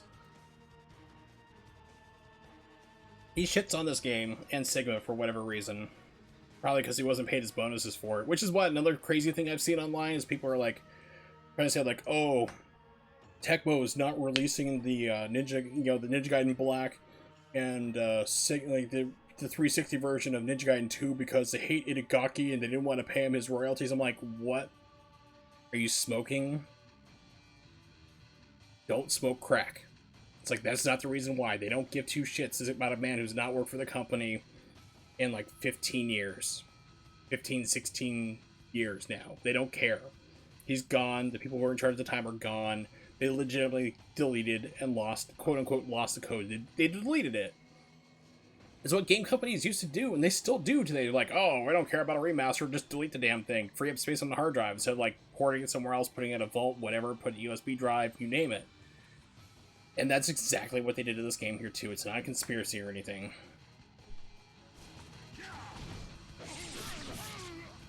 But yeah, it's like his influence is still throughout all the games here, even like Sigma 2, just because it's a continuation of building upon of what the 360 version was. They're still there. The influence is still standing. Sanji. Well, even Square did that. They ran into that problem with the Final Fantasy 7, 8, or not Final Fantasy 7, Final Fantasy 8 remakes that they did the remaster. You're all right. What, about 1-2 years ago? He's like, boobs. The village. I couldn't hold it. That's never happened before. It's okay. I've seen anime like this. I mean, I've heard of it like this. Shit. No, but Square, Final Fantasy VIII, they deleted the source code as soon as they got done with the game. They're like, okay, the game's out the door for PlayStation. We're done. Delete it. Move on. Is it Ayane or... Nope. Muramasa. I want to play as Muramasa. You can't run. You can only move as fast as he's walking right now, but you kill everybody in one hit. I want that to be a thing. Make it so. But they deleted the source code for Final Fantasy VIII after the PlayStation 1 version came out because their entire thing was no one's ever going to want to play this game again. We're not going to release it for another system. Who would buy that? That's stupid. They got rid of it. And then they said, well, remasters are a big popular thing here. We should probably re-release Final Fantasy VIII. Except for we deleted all the source code. So what they did at that point was they went and contacted people who were heavy in the Final Fantasy VIII modding, like PC, like community for the PC version, and asked for their help to rebuild and reconstruct the game based on what they had known and learned from modding the PC release from like 99, I think it was, it came out on PC, 98, 99. I think it was 99, is it 99 or 2000 around there, the PC version Final Fantasy VIII came out, because I actually have Final Fantasy VII on PC, the original disc versions, and the triangle box from back in the day. So Square had to reach out to those people and ask for their help to try to figure out how to recompile the game and get what they could learn from them and basically remake the game itself, which takes a lot of money and takes a lot of time to do, which is why they didn't really do that for 360 versions of these games here. The original Xbox of Ninja Gaiden Black and 360 version of Ninja Gaiden 2. A lot of time, a lot of effort, a lot of money. So it's just a sad thing of what it does. And fortunately, game preservation's more in the public eye these days. So people are making more of a effort to preserve things like this. But just, it still happens where they just quote unquote lose the code. This bores me. It's a sad thing to run across. Because I am all for game preservation.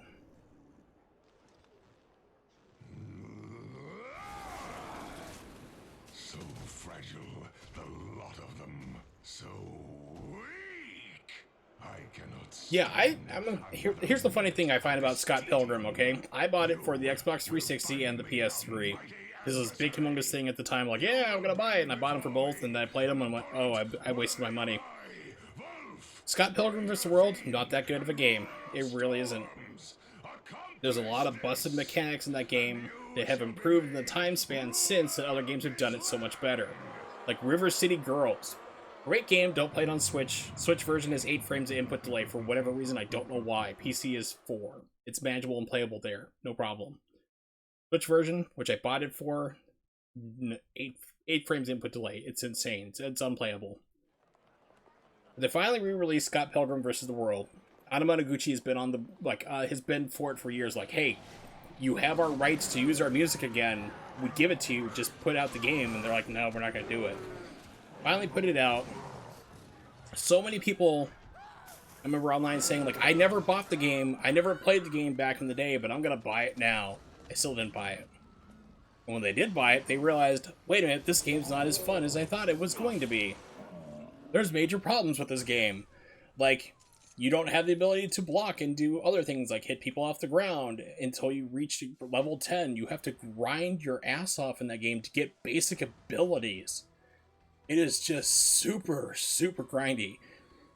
If you play with people locally, it's a little bit better. I played with my brother locally, 2-player. We got further, it's no problem. You play 1 player on the game, you are constantly playing the first level over and over and over, trying to grind up enough money just to get basic attacks. It is a major pain.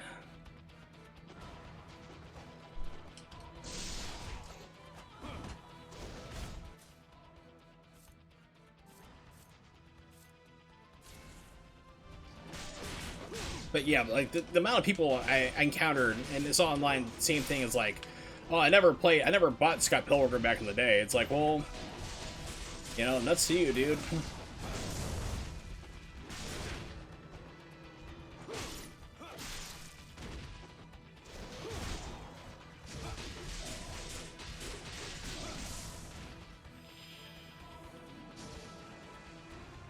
Okay, is there gonna be ninjas popping out here now?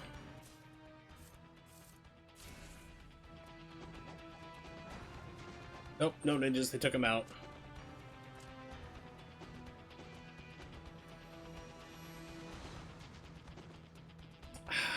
Jeez, I really hate to do it, but you know, I really need to upgrade my Master Sword. I haven't done that yet. Or Dragon Sword, excuse me. Master Sword is Zelda. Blasphemy.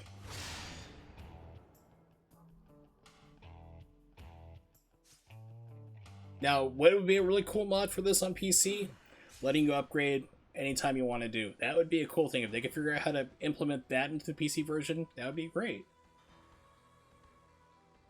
If you could implement, like, okay, if you have, like, parity to, like, 360 version. Like, okay, if you have 20,000 essence check here, then yes, you can upgrade this weapon again, or you can do other things here. That'd be cool to see. I'm not sure what you'd take to do that here, or if it'd just be a straight off carte blanche, just upgrade everything to level 3 immediately.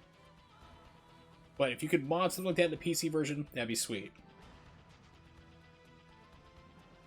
That should, in theory, not be too hard to do.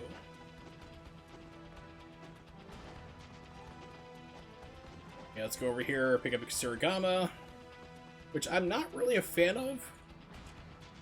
I'm not sure where the weapon is. It's, at least they may have moved where it's at. Remember, it used to be on a body right around here.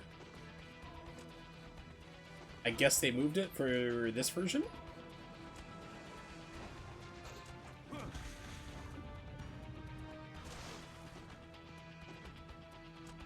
Yeah, okay, they must have moved it. I only played Ninja Gaiden 2 and 360, played for the first time the rest of the saga. Yeah. White outfit is amazing. It is a DLC outfit for Sigma 2, which is going to be in the Master Collection. This is actually a RPCS3 PlayStation 3 emulator I'm playing right now. So when you start up the level, it gives you an option to basically change your outfits. So you can either pick the traditional black that you have, or you can pick the white version right here that you're seeing. But it was DLC, you had to buy it at the time. I think you might have been able to lock it, I don't know. Okay, so no Censored here, which is interesting.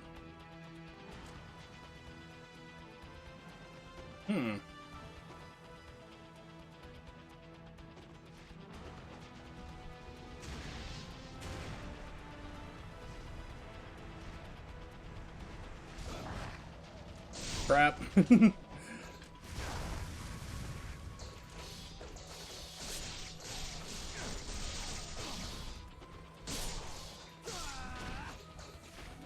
Yeah, there used to be Censored right there. And I'm not a fan of the Censored, and I never really used it a whole lot until like about maybe last month or so, I want to say. I was playing through, or actually about 3 weeks ago, I was playing through the 360 version of this game, and Unwary dropped by and helped me out, because I was getting thrashed by Gigadeath. And in this version of the game, he is a pushover, ridiculously easy. So Unwary kindly helped me with that after a while, like some strategies to get past it. And I finally got to this stage here, and I'm like, okay, cool, so I was like, I don't use the Censored, let's try using it out. And it turns out that it like shreds the werewolves. It's actually the best weapon to use for this stage, because it just cuts them to pieces. That's another thing that's kind of weird about the series that people don't realize, is that there are certain weapons will work better on certain enemy types. It's something I don't have confirmation of. Maybe with the PC versions coming out, we can finally get that. But certain weapons work better on certain enemies, like Tonfas just turn human targets like ninjas into hamburgers. Same thing with robots. It's just like certain weapons do certain things. It's kind of crazy.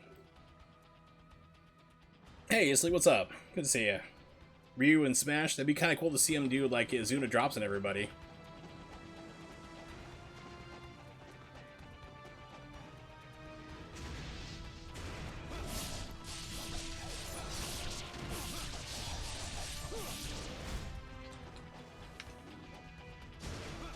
Up too soon.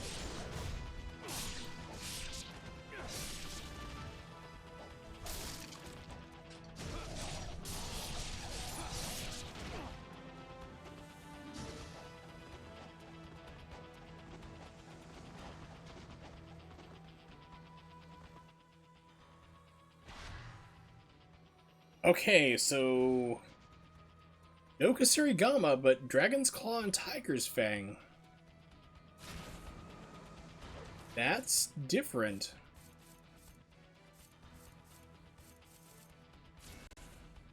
I've also not really used these weapons either, too. They introduced these to Ninja Gaiden Sigma 1. And they were neat at the time, but I just never really used them. It's kind of crazy as it is, you know. Okay, we should be loading up some bad guys here.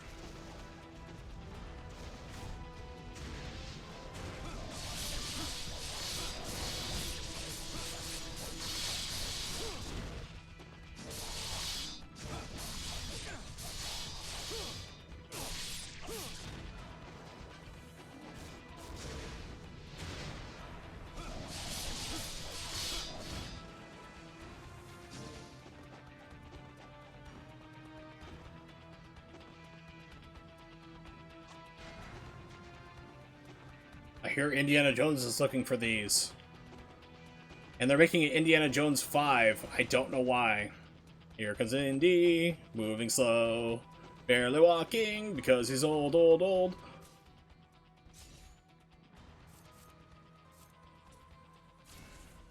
Wondering if video game source code leaking is not something common. I really wonder too, but we're seeing codes kind of leak out, which is pretty awesome, and certain people are actually coming into it. There is a modder, I follow him on Twitter, and I've forgotten his name. My apologies if he happens to be watching, which I doubt he is. But he's actually been modding Super Nintendo games. He's been putting SA1 support chips into original NES titles, which run through emulation, and you can even put them on Ember drives, and they seem to work there too. Basically eliminating slowdown for stuff. He's actually working right now on a widescreen hack, 16:9 hack, for Super Mario World, which should be releasing, I think, by the end of this month, I think he's projected. But anyway, he was talking about, like, okay, so he's got the ability to go through and change the coding for these old games which are written in assembly for Super Nintendo, and putting in SA1 chip, FX chip support, and so forth. And he brought up the ability, like I wanted to do like Another World or Out of This World, as it was also called, in different different regions. There's a lady called Rebecca Berger, or that's actually not a really. Basically, Becky Berger is what she goes by on YouTube. It's actually something different to her full name, but she programmed the Super Nintendo version of Out of This World / Another World, and she's like, I have the source code. So I can work with you on this. So she's actually working on implementing, because she's like, there's a huge story. If you have not seen the entire story, her YouTube channel is really impressive stuff. Like, just crazy ass stories about, like, Out of This World was originally supposed to run on a Super FX chip. And then Interplay is like, that's going to cost too much money. She's like, okay, well, how about we do it on this type of RAM chip? We can, instead of 60 frames, we can target it down to like 30. That's still too much money. How we use this like super cheap chip instead, like cartridge. So that's why it runs like garbage. But she's like, hey, I have the source code for this game still. So she's going back and updating the game, working with this guy in Brazil who's like modifying it there to implement FX support chip to make it run the full frame, full speed again. It's like, that is awesome. She also programmed Doom for the 3DO, which is terribly bad, but there is a hilarious story behind why that's so horrifically bad.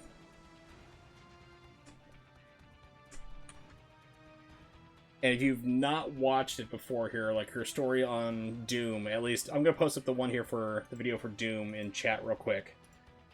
But it is like an absolutely insane story, and also explains to why you need to have source code for stuff, because they hired her to make a 3DO port for Doom. And it's just like some kind of like company had bought out the rights for it to license it through from id Software. And she's like, okay, you're supposed to have all these, like, I need the source code so I can start working on the game. They gave her like 2 months. It was like 2 to 3 months. It was insanely short. She's like, I need the source code. They're like, just go buy the game. She's like, no, I need the source code. They're like, okay, we'll get it to you. We'll send it to you on a floppy. Perfect. She gets the floppy. It's a shareware version of the game. They didn't have the source code. They just thought that you could take any game off the shelf and just basically you'll have the entire source code to change it however you want. She's like, okay, wait a minute here. So she contacted, like, one of her contacts at id Software, who actually got her the source code, like, no problem, we know who you're working for, yeah, here's the actual source code, here you go, let us know if you need anything else. She contacts the person who's hired her to make this 3DO version, and they're promising new levels, new weapons, and they have pictures of this new level and new weapons. She's like, where are these assets? They're like, here it is, and they give her a picture. She's like, no, I need the files. Where is this stuff here? I need to have the files for the codes, everything else. Like, we gave it to you. It's the picture. They thought that you could make a picture in Photoshop and just magically put it into a game and it would work. It was like, oh my god. You know, it's like just a shit show, like one thing after another, but it's absolutely insane. Yeah. So watch that video, or at least put it on your watch it later here. Remember about it. Check it out. It is a great story. Check out that video that I put in there for Doom. It is a wild ride. I'm still leaving a lot of crazy shit she went through and had to just get that game on the shelves, even though it runs terribly. She actually spends an entire segment pulling up the source code. She's actually released the source code for the 3DO version. But, But yeah, so she went through it and did that. She has videos about making Out of This World and the problems she encountered getting it that way. She also made the Apple II GS, which is an impossible port. She got that functional. All sorts of crazy fun stuff. Amazing, amazing programmer. I've heard about the enhanced edition of Silent Hill 2. I think they rebuilt part of the code for that because that was another game they lost the source code for.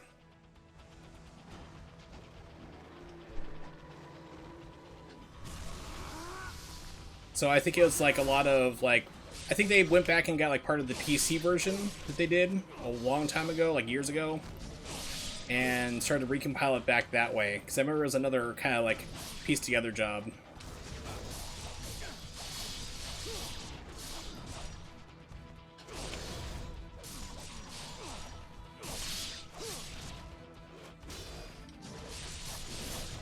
This seems to be the weapon to use for this level, so we'll use it for now until I get the almighty scythes and then the tonfas. There used to be ninjas that dropped down at this point and attacked you. They're gone.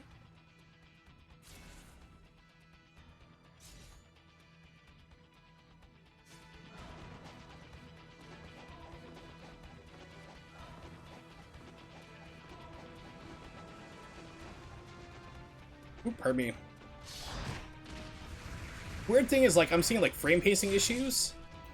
Okay, this part just slowed down right here, but it's like other parts, like, you'll see it looks like it's slowing down. It's actually running full speed 60, because I can see the frame counter. Here it's dipping down to, like, 57, 56.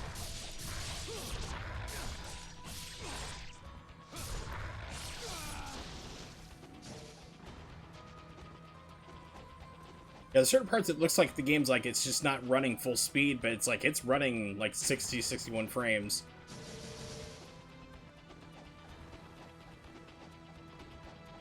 Yeah, so a lot of times like what you'll have like when they do a collection or a remaster like that, it's basically a lot of times they'll reach out to the old PC community and like say, hey, modders who've worked on this game or who have this information, please give it to us here or work with us. And they'll try to recompile it backwards and work from that point. Reverse engineer is the word I'm looking for. Oop, I hit a button. Sorry, I took a drink.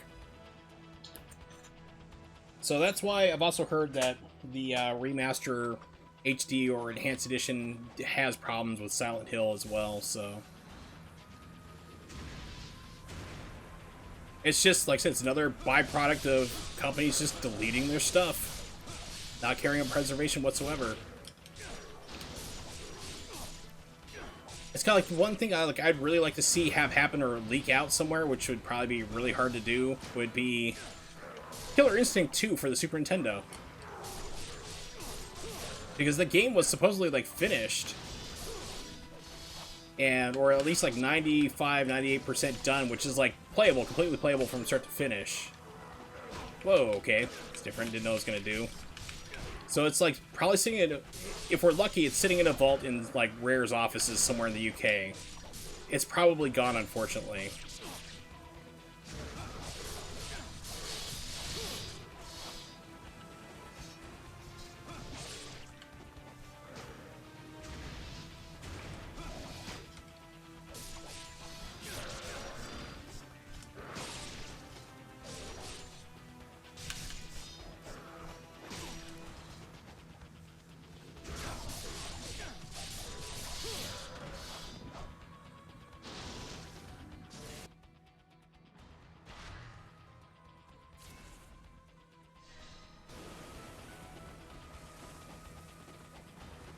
Okay, so this version they get rid of the water to basically go here, because before you just had to kind of know you're supposed to jump into the pool and swim down.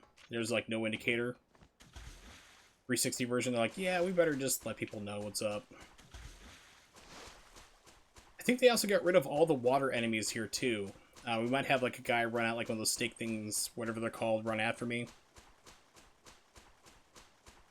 Yeah, this is where you normally get like the harpoon gun, the water, like the Gatling gun version of like what you got, the spear gun in Ninja Gaiden Black. Yeah, they pretty much took out, yeah, they got rid of all the water enemies.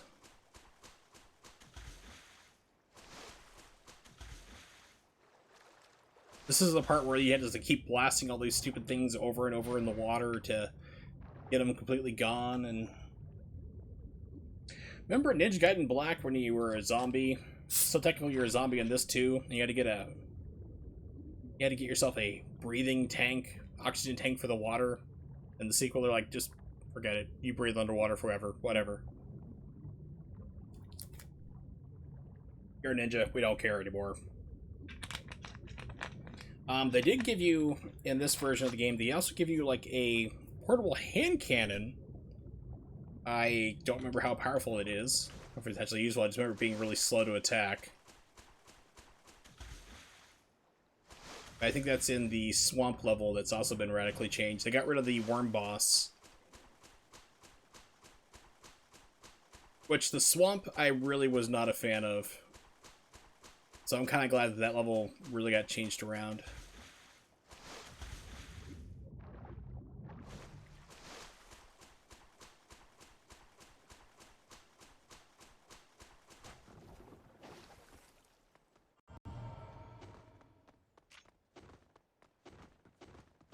So the music cut out again. I know there's supposed to be music here.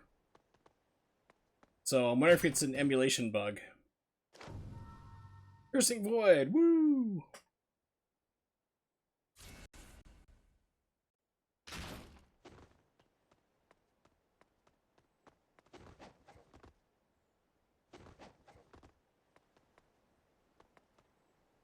Supposed to be getting ambushed here. This is the problem with playing multiple versions of this game, is you have, like, they all ping around in my brain, and I can't separate them out what happens, like, in the 360 version. As soon as you kick open that door, you're running into, like, 8 Van Gelfs almost.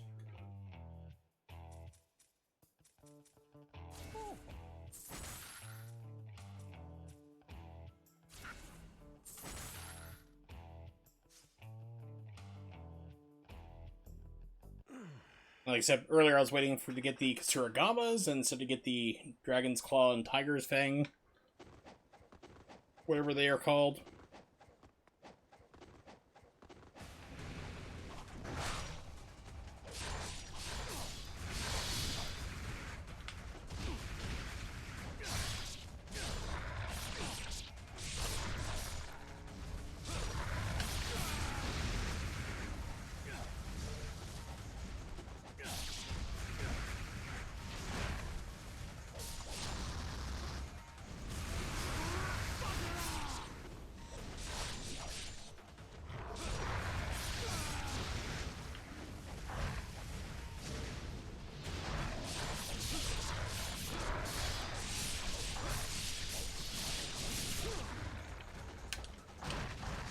Oh, come on, game. It's like, we know you really wanted to absorb those essences. No, I didn't.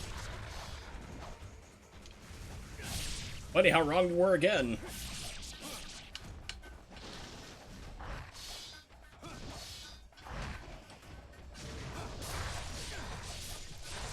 Yeah, so money in Sigma 2 is kind of a joke. You don't get larger essence for chaining, as far as I can tell. Because you don't have to pay for your upgrades anymore. So it's like there's... I mean, you're basically using to buy items, but since they lowered the difficulty, you don't need them a whole lot, although I say that as I've been getting my butt kicked by certain bosses, so... For the most part, you really don't need it.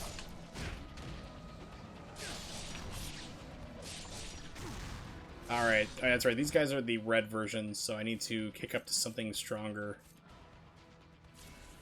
At least I've been told that the red version, I know that they visually look different, so you want to have a stronger weapon.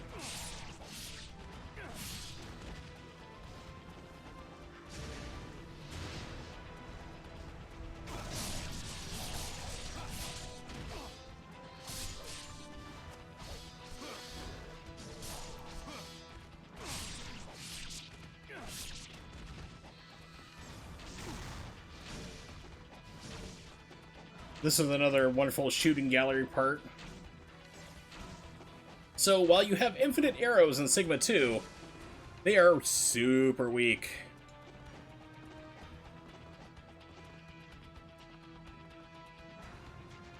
They do like a third of the damage.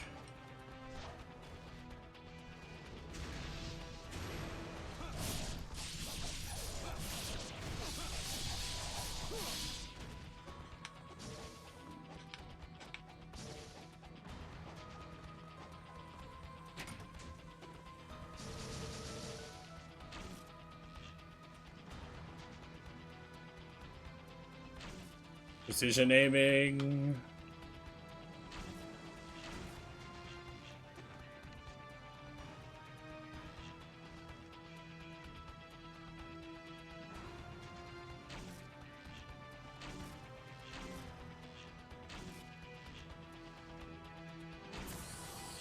Oh, excuse me, I had to hit the left one first, then the right. Really?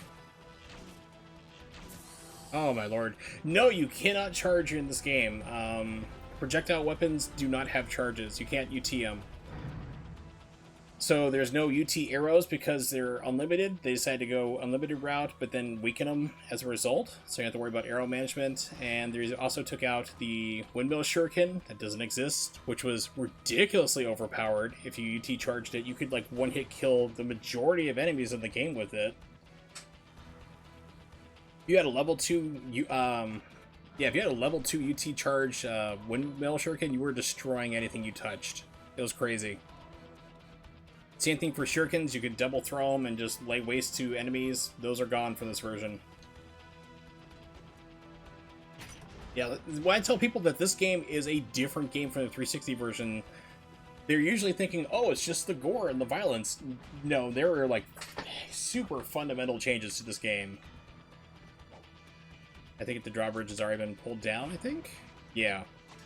There's no more keys and things you have to find as well. It's just basically like, okay, you're done, just go.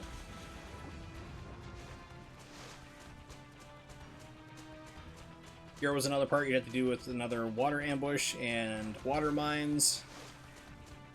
Gone again.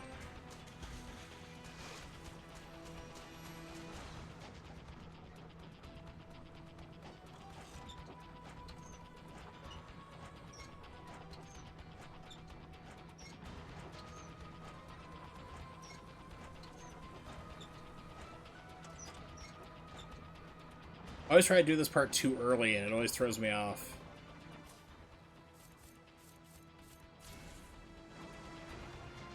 It's like I want to just like go like super fast and just like start whipping around like a cool gymnast, like Jim Kata, which is an amazing movie if you've never seen it before. It's a hilariously cheesy 80s movie. Riff Tracks did a... they finally put out riff tracks for it, which is great. It's this totally insane movie where they're like, okay, we're going to have this gymnast become a martial artist, and he's going to enter this country called Parmesan. Not Parmesan, like the cheese, but Parmesan.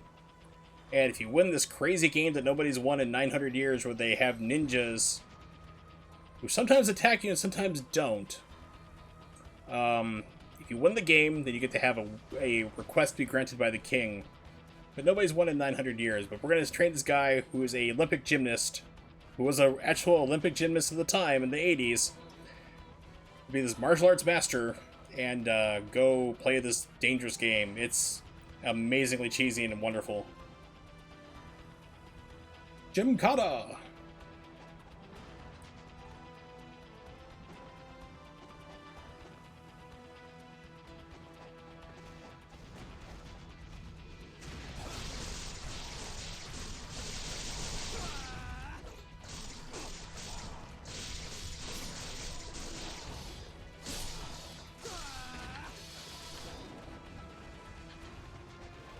I also don't know if they pick up enemies and throw them at you, because the werewolves would do that. If you start like hanging around too far back and like charging something like that, they start picking up their dead comrades and chuck them at you, which would do an insane amount of damage.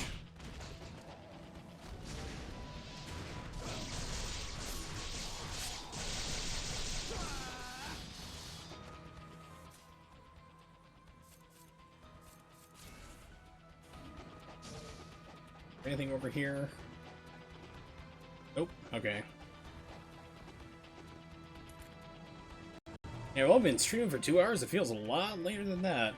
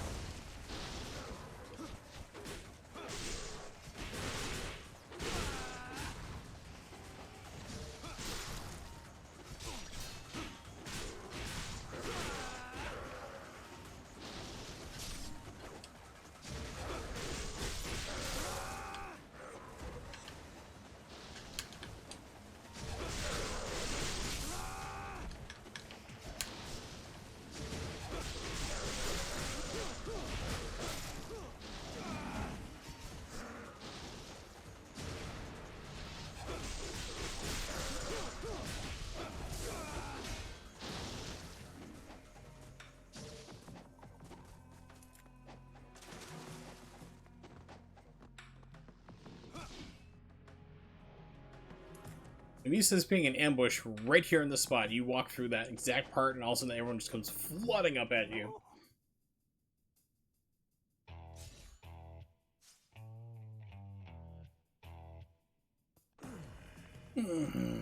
Thank you for your money. Oh, yeah. Essence. It's like, are you okay, Murabasa? Ugh, don't talk. No words. Just emotions and money.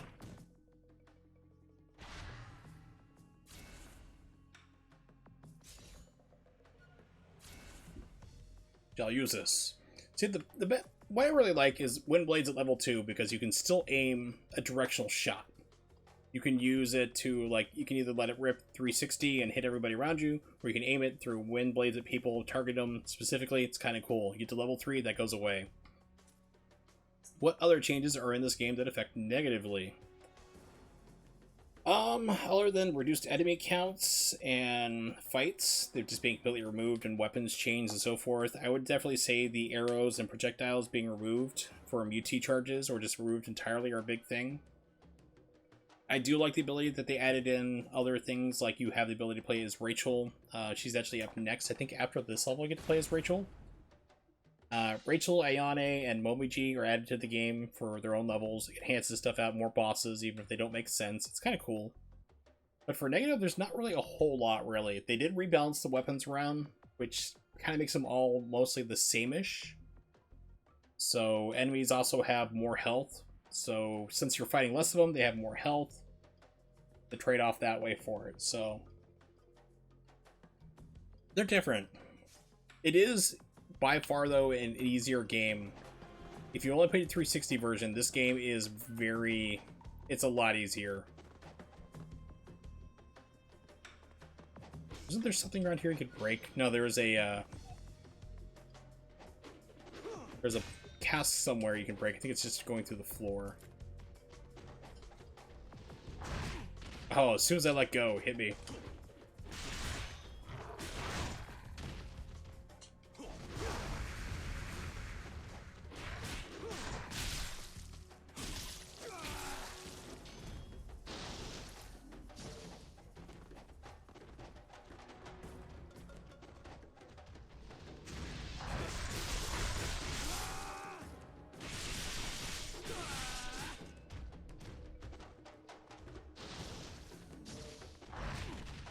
Whoa, what was the hitbox in that?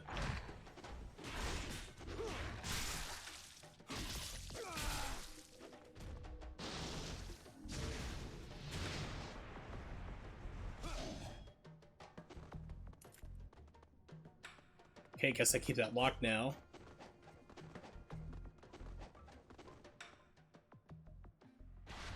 Howling Cannon, there we go. Large match-like... Okay, English, me feel gooder. Large matchlock rifle with unparalleled range and power. To equip this weapon, press and open this to open the shortcut. Yeah, so this is a new addition as well.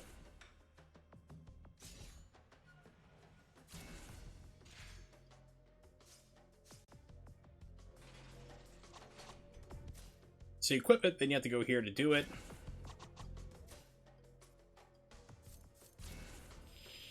Okay, so it's actually not a shuriken one, it is... You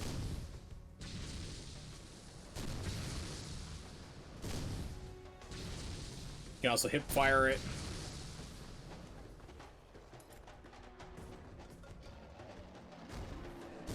It doesn't really aim very well.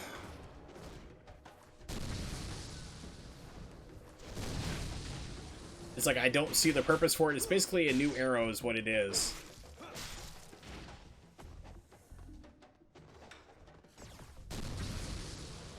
Headshot, headshot, headshot, headshot, headshot.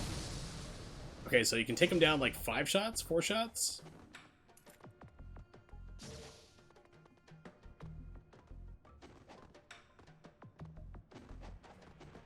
Yeah, it's not really a good weapon to use.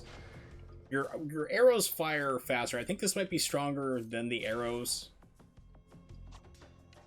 But at least you can fire these faster, you know? That's where I'm supposed to go, is back there, but I'm just going to explore a little more around the corner. Just make sure I'm not missing something.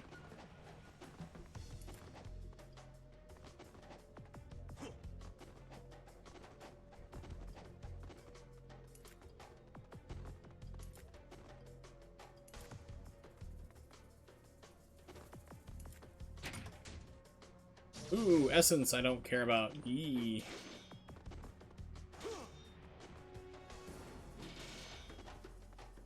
Wow, I'm glad I spent all that time and energy to get back here for that essence. Ooh.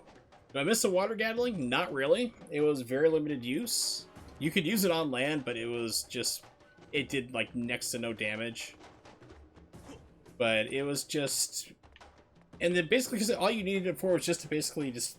Segments in the water, they just come rushing rushing at you, like those little snake guy things. I don't know what they're called. You know, the spiny kind of spike guys, but they were replaced with the kind of almost like serpent-like people in Razor's Edge. Because I speedrun games, I don't know what enemies are called. So, my apologies. Even, like, I played... It's like the big joke in Bayonetta 2 communities. I'm a mod for the game and also in the Discord.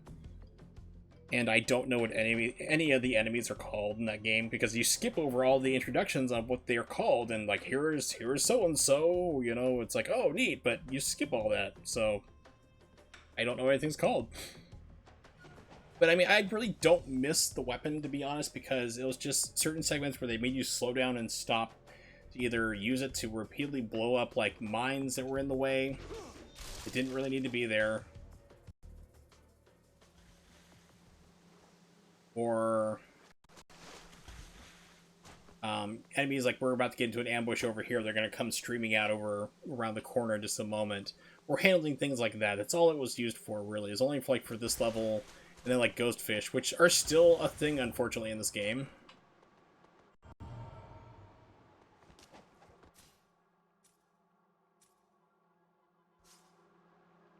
Speaking of ghost fish...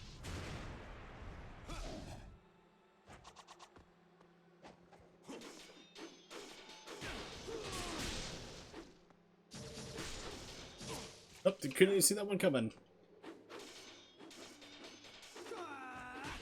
Okay, it's like, game, do you want to, like, you know, hit somebody, please? Ghostfish, I remember them being such a nightmare in black. The first time I encountered them, it's like, oh no. Is that a chest there? No, that's not a chest, okay.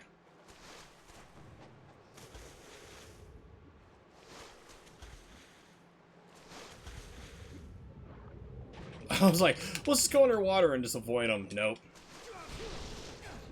Denied.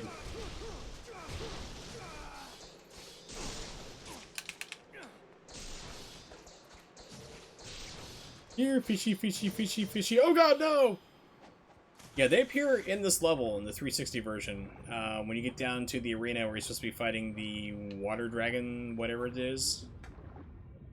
And they just keep respawning over and over and over. I think the same thing still happens on the PlayStation 3 version I'm playing right now. Pretty sure, at least. I really don't remember. Like, in here, I remember in the 360 version, they just kept showing up over and over and over. By the way, also, was it Blair? I'm terrible at Twitch names, so don't take this personally here. Was it Belezrius? I don't know how to say your name. I'm terrible at Twitch names. I butcher everybody's names. It's not personal. But when you're super dyslexic, and then, like, you have Twitch names with numbers and letters, I'm like, oh god, it's my nightmare. It's come to fruition, finally.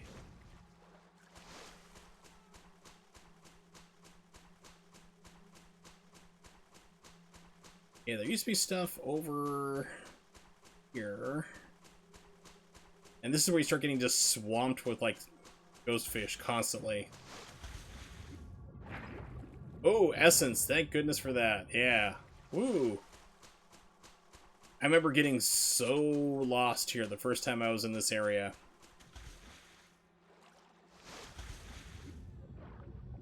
But thanks for the follow regardless. I appreciate it. It's pretty cool. I only stream on the weekends now, unfortunately, because my job just basically, like, with what I have to do, like, I have, like, chronic fatigue problems and fibromyalgia on top of, like, needing another hip fusion and things like that. Had a back fusion, now I need like hip fusions. Actually, I just need the nerve burned out, but my insurance company is refusing to do that, and instead spending $5,000 to burn the nerve, which solves the problem. They want to spend $200,000 of their money to fuse it per hip. Doesn't make sense. But so because of those issues, and then I also have to like take care of the family and everything else, and the chronic fatigue and so forth, and working and walking like 5 hours a day because I do IT covering for a major company. I'm not gonna say who they are, but I'm walking like 5 to 6 miles per day. I get pretty exhausted, so I only stream on the weekends now, unfortunately. But so I have to kind of pick and choose, so I don't get to stream and play as many things as I like to, but I do like to play action games like this. Bayonetta 2 speedruns I used to be super heavy into, but I had to kind of retire from that mostly. But tomorrow is going to be another stream. It is going to be Bayonetta 2 speedruns. Oh, there's the ghost fish. They're just waiting for me way over there. Like, hey, where'd you go? Come back, buddy. We want you. What works here against this guy? Piercing Void is a good one to have. Need to go up one more level. Piercing Void, and I think the Lunar does as well too. So remember, you can actually run into this guy into the water and just like attack him head on. Just go nuts on him that way. We'll probably try that just for grins and giggles.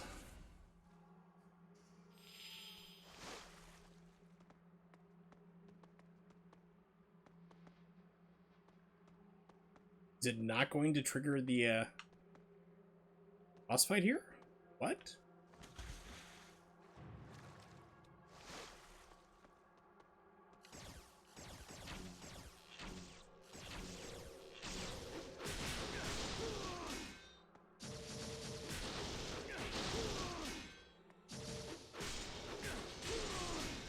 They also give me a lot of red essence.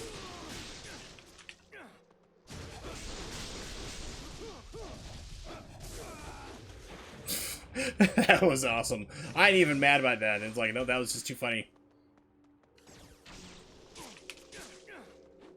Like, you really want to make sure you have all the essence you need for this fight. All the red. There we go. Okay, so yeah, so they're making you do it. Yeah, so you have unlimited arrows. I'm not sure if you were here for that earlier because my chat cleared for some weird reason.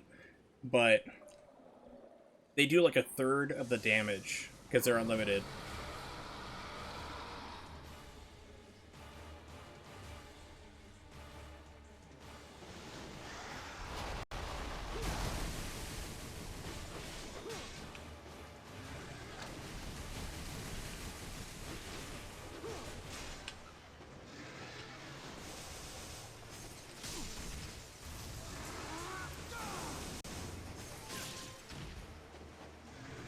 Oh my, okay, this is different. Okay, 360 version, you could jump out on the water, run up to him, and attack him. I'm locked on this platform. I can't get off this. There are no kunais. There's no explosive kunais. Explosive shurikens, they're gone. No windmill shurikens. They're taken out too. You can't UT charge them either. That's gone, because it'd be way too powerful.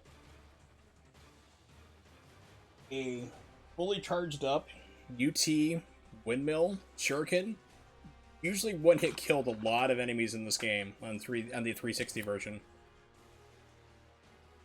Yeah, when I tell people that like this game is different from the 360 version, their mind always goes to, oh, it's censored, you know, and there's purple mist. It's like there are a lot of changes to this game.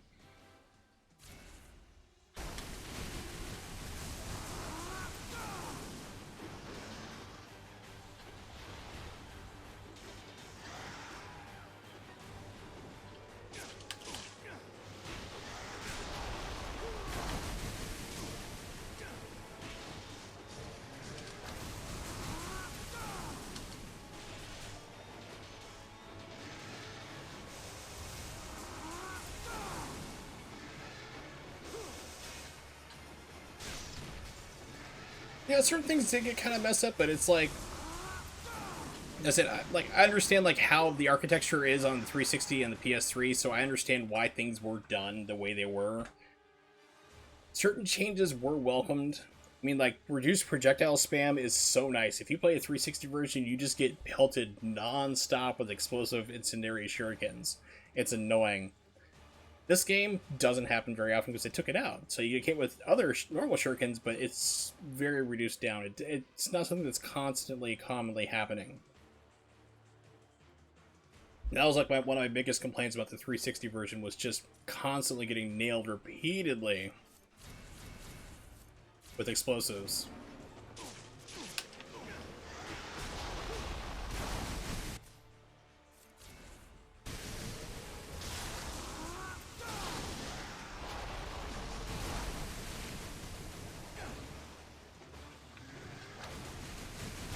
I have no idea how to fight this guy now, so I used to just run into the water and kick his ass.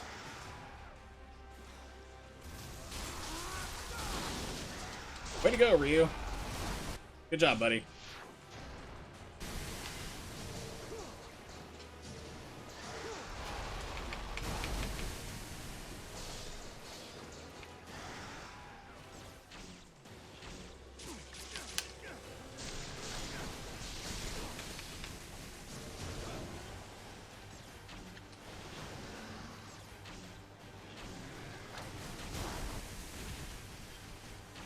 Ryu, where you aiming, buddy?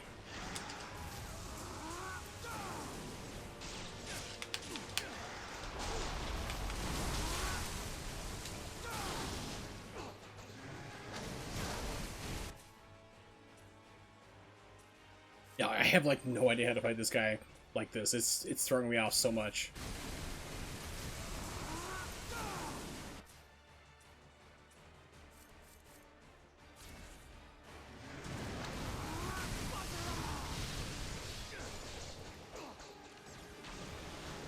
Because you can either run up to him or just kill him with arrows, and arrows did a lot more damage.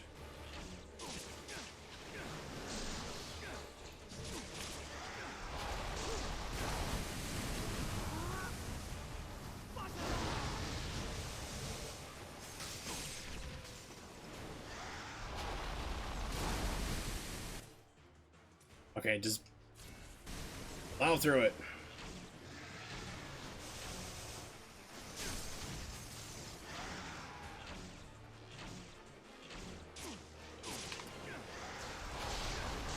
Really, game? Really? Whoa, I was like, please just let me kill him. Oh man, that was stupidly close.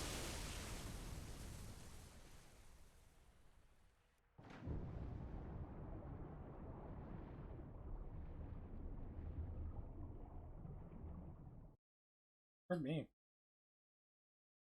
Yeah, barely survival. I have like no idea how to fight this guy. It literally used to be, because the 360 version, you're not locked on that platform.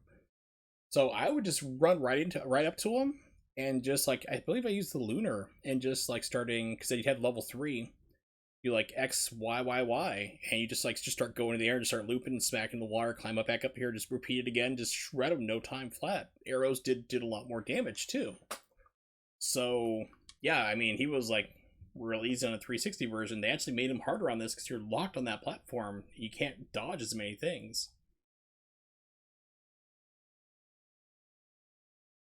So that was kind of interesting to find out, like, oh crap, I gotta figure out something real quick. I know, blow through all my health items. Okay, so you have the DLC. You can change it to this white outfit, and that's it. Ooh, fancy. I know on the 360 there's a lot more. I don't think there was on the PS3. Maybe you have to play through the game on the higher difficulties to unlock them. I don't know, to be honest.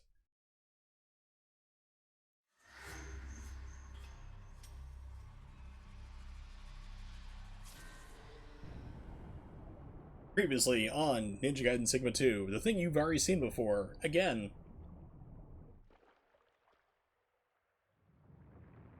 Only 2 suits. Like I said, I'm not sure if you get more by beating the game, like on higher difficulties, because it's been so long since I played through this version.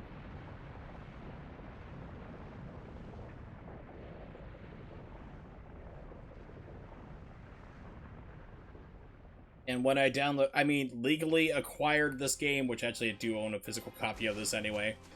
They're like, here's the DLC for it as well. I'm like, neat. Let's find out what that is. And it's just the costume. I'm like, okay, that's kind of lame. We're gonna roll with it anyway. I know in the 360 there was a lot more outfits.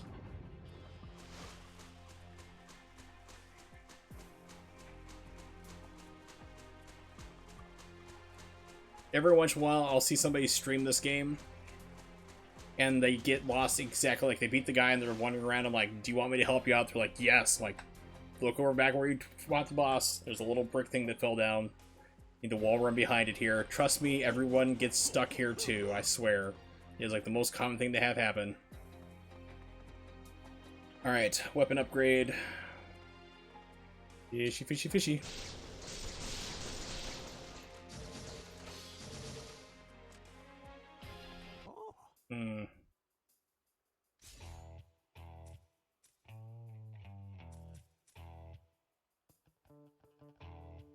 Yeah, we're gonna go level 3 Lunar. I love level 3. Oh, you suck. So, not only does this game make you have to do upgrades in certain areas, which is why you have the blue. You don't have to pay for your upgrades anymore, but you can only do them at the blue Muramasas instead. You can't level 3 them right away. So he's like, I'm like, cool, I'm gonna do it level 3. It's like, nope, can't do it any further right now. Sorry, buddy. Take one of the lesser weapons. It does higher. So it's like trying to force you to use the other weapons, kind of, I guess.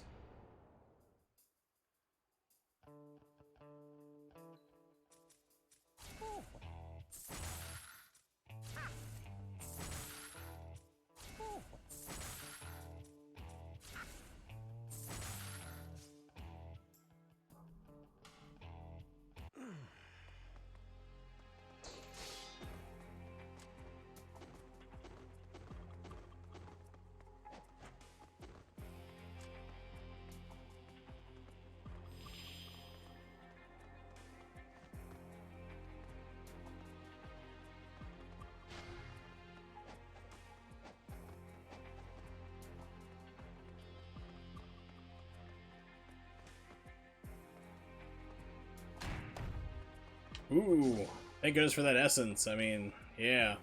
So I always hate this part because I keep falling into the water like a moron, which is bound to happen here. I'm gonna guarantee it at this point, really.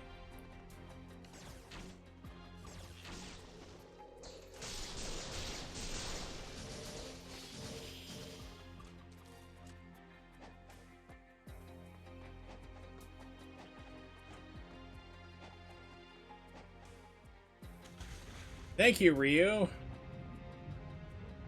Like, nah, sorry, I slipped, bro. We hope that's not a problem. Well, at least I kept my promise. I kept my guarantee. Mediocre gameplay achieved.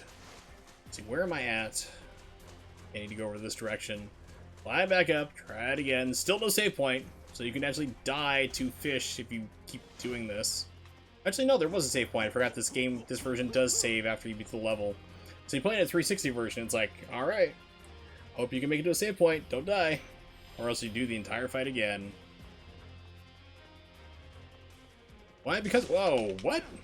I was like, wait a minute, the shrine turned off. Usually it does that when there's bad guys around. They're below me, apparently. Nope.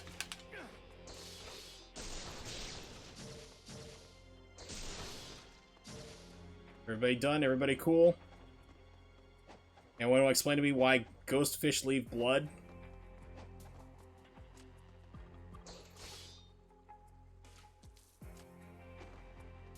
Sure, we're ghosts. But, you know, we have blood too.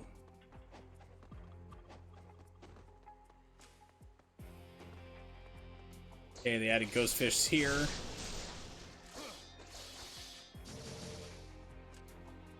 And the slowdown. Keep in mind I'm running on a Intel 10900 KF chip, which is like does 5.3 gigahertz per core out of the box. I'm not even overclocking it yet, and running a NVIDIA RTX 3070, and they're still hitting slowdown in certain parts.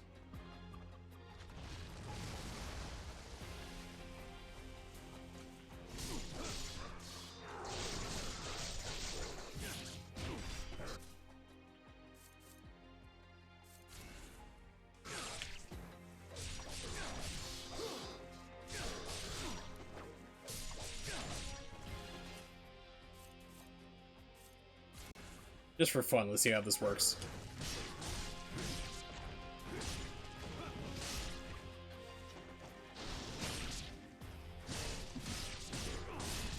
Don't tell me this is actually the weapon they use for these guys.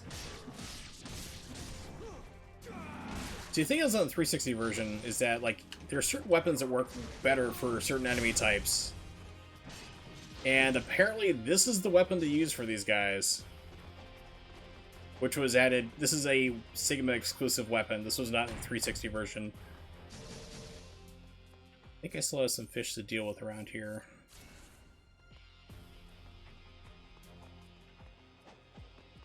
Also, I don't have the Kasurigama yet. Because they give you, in this version, they give you the Tiger Claw instead. So I have no idea when I'm going to get the Kasuri, which is fine because I really don't use it. So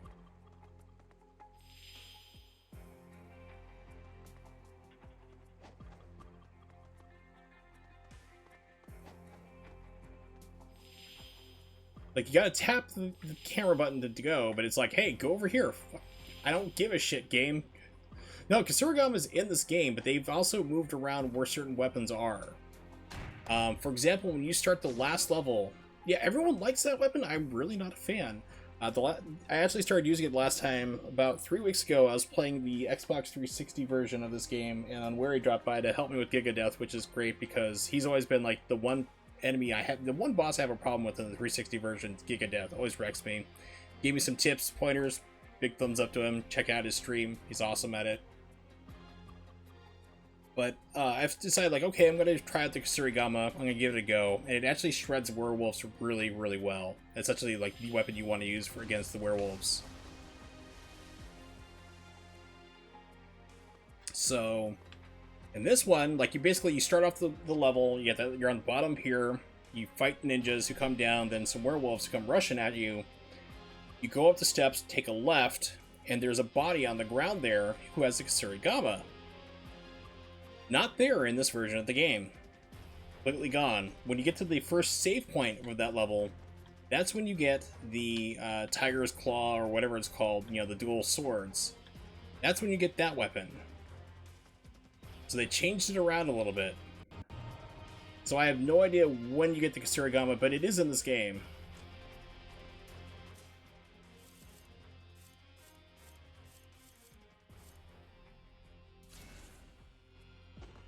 For me, my favorite weapons are by far the scythes and the tonfas, which is kind of funny because, like, I didn't used to like the scythes very much, or the, not the scythe, the tonfas. And the reason was, like, because I never bothered to get into, like, level 3. You get those things at level 3, and they just, like, shred everybody in the entire game. They are, like, epic.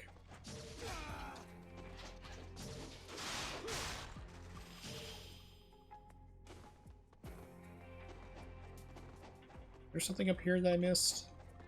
I don't think so. Just double check. There's a body. Was something.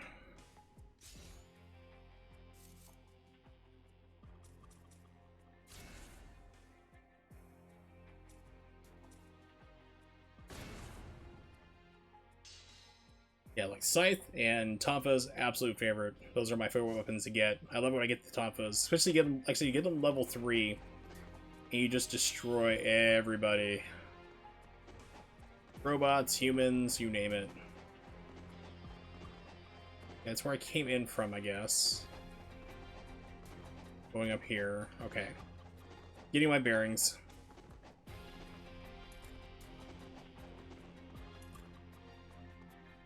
They also took out... No, it's after this part. I was thinking like, oh, wait a minute. They removed up the section where you gotta do this weird platforming to get to here. Nope.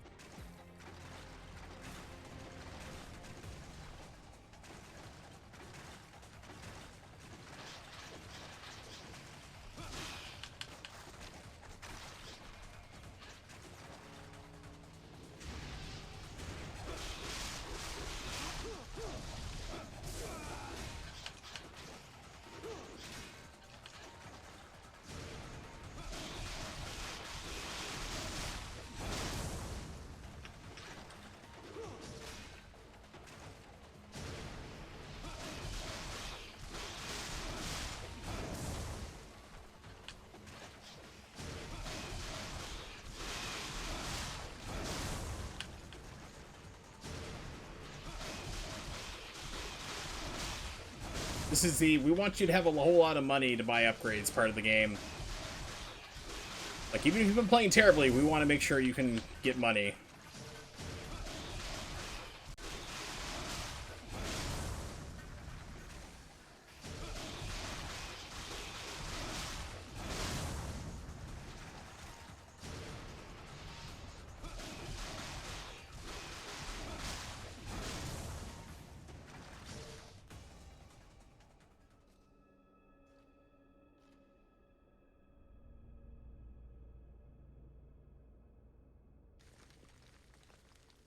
Yeah, I'm not like playing this out like, oh, I want to see all the cinematics. It's if it's the first time you play this game, they force you to watch all the cutscenes.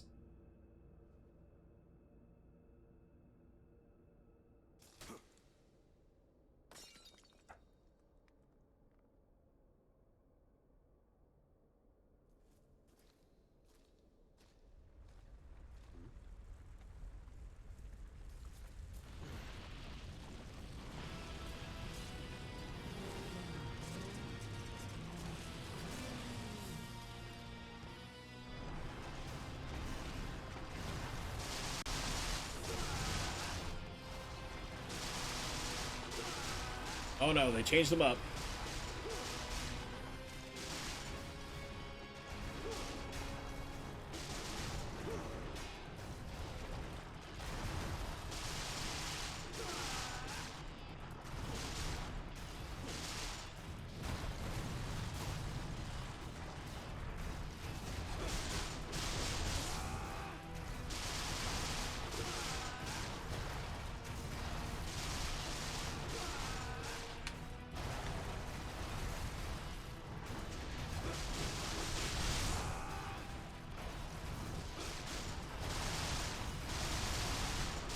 They gave this guy more health.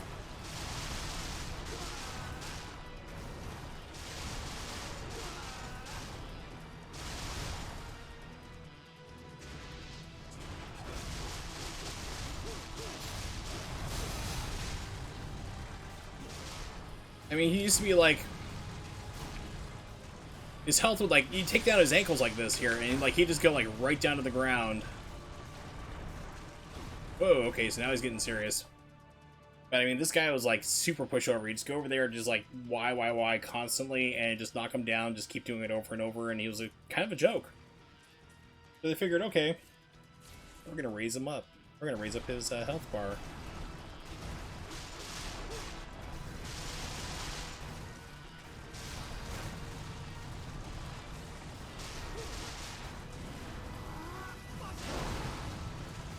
They have the wrong Nimpo equipped.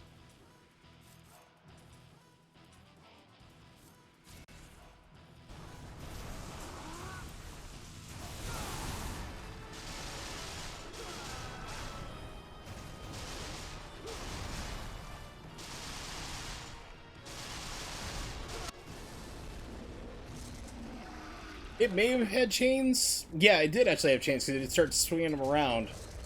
But changes were made for this version because of lack of RAM for the PlayStation 3. It did not have as much as the 360, so certain things had to go. Maybe they felt that maybe it was too taxing on the system. I doubt it, because there's not much here in this level except for me and him. Maybe they felt it was too cheap because they did try to rebalance the game. It's a couple different things it could be, but yeah, stopping to think about it now, I'm not in the middle of the boss fight. It does, I do seem to remember having chains around the arms. And I try to whip them and spin them at you, I think. It's what I seem to remember, at least.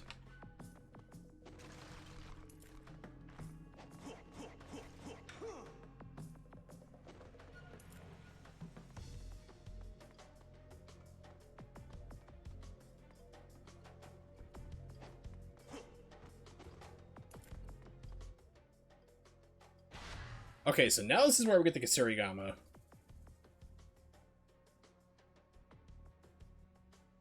Imagine developers of Master Collection adding some missing stuff now that the systems have more RAM. That'd be nice. The big thing I can tell you right away, having played, it's like I like to do emulation stuff just to try it out and see what you can do with it. So I've been doing emulated versions of Razor's Edge, Ninja Gaiden 3 Razor's Edge, and I think it was last stream I did it last week. That a week before. No, it must have been last week. I was trying to replicate to see if the emulated version has the problem the physical version, like the actual PS3 does, but the hard lock, if you do the speedrun, it does. Crashes the emulator. But, so trying out those things there too. But the cool thing is, though, is that the game runs like locked 60 on emulation. It runs perfectly, just about. It's like, I didn't see, I think maybe one frame dip. It's a lot more responsive with the lock 60 you have going through. So people are going to notice these games, unless you're playing on the Switch, because they're targeting 60, which is not good. But if you're playing PS4, Xbox, PC, it's going to be hopefully a lock straight off 60. People are going to realize it's going to be controlling a lot better.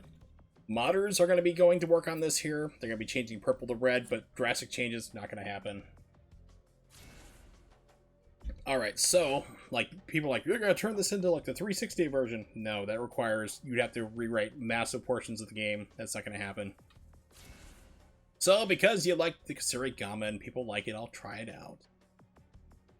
I know that, like, level 2, I think, is where you get the attack. There's an attack somewhere. I can't remember how you do it. I think it's X forward XY, or is it XX forward XY, something like that, I want to say. Because this game doesn't show you level 2 stuff before you get to it.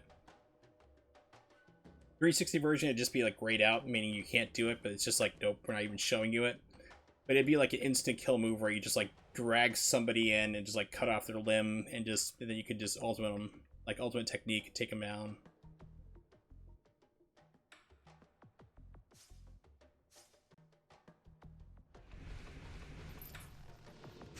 Swinging the chain, swinging the chain. Kung Pao Into the Fist is available on YouTube for free to watch. If you don't like ads, get yourself uBlock, or what was it, AdBlock? What am I using here? I can't remember what the hell it's called. uBlock Origin. Never see ads on YouTube again, including their free movies. How would that be a thing?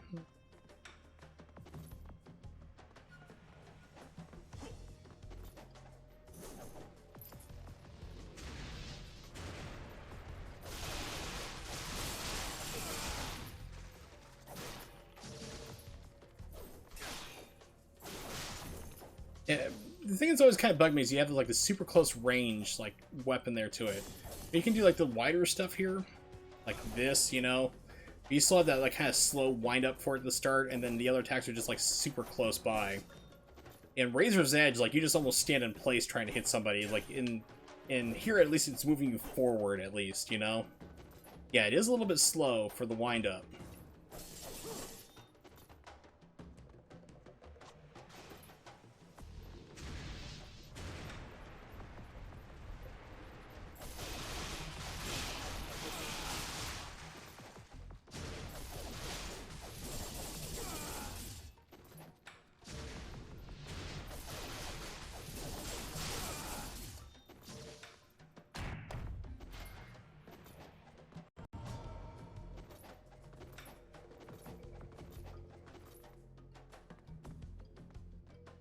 Oh, how nice.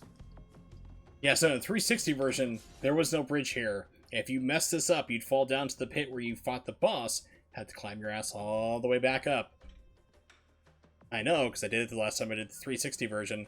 Kept falling down there because the bad camera, constantly. So this one, like, we're just going to give them a bridge. We'll be nice. Although, normally you run right into an ambush right around here.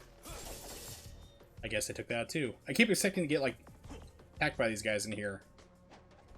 They keep sending them down to you constantly, and they're like, "Nah, we'll be nice."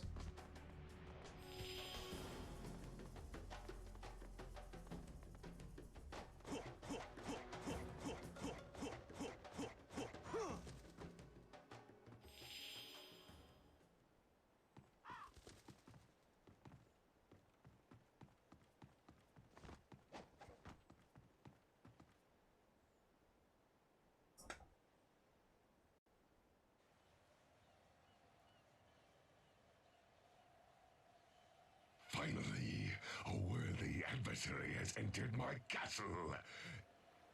Excellent. He shall be given a most fitting Next time, Gadget. welcome. Next time. I'll get you, Gadget. I was like, I gotta be careful doing that because I have chronic laryngitis. I will blow out my throat.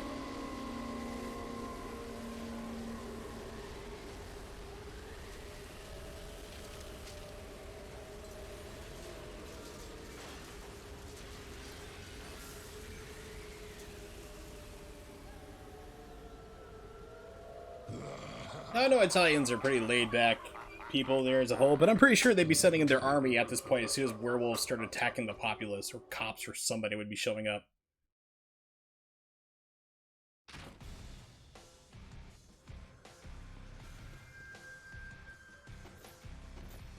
So this used to be an ambush right here, but we'll see if that still holds true.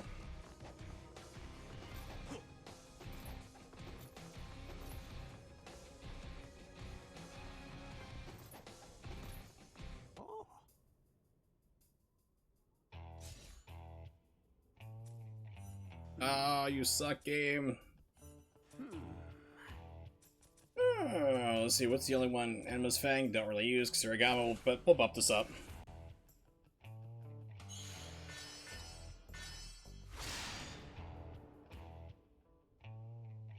I don't know what it is, but like the last week and a half or so of updates for RPCS3, the PlayStation 3 emulator I'm using right now, has broken these pictures. These used to be perfectly fine. They look just right and normal. They didn't have these weird kind of artifacts around everything. Then for whatever updates have been doing to the emulator, it's just busted it. So I need to try to figure out how to get in contact with them and go, hey guys, I don't know what it is, but you broke these pictures? You know, whatever these files are for this game, it's kind of chunking them out.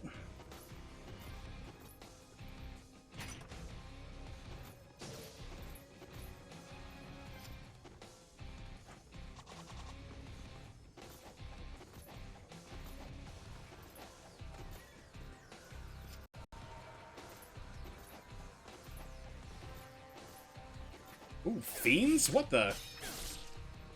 Okay, yeah, these used to be werewolves in here. They were not fiends. That's different.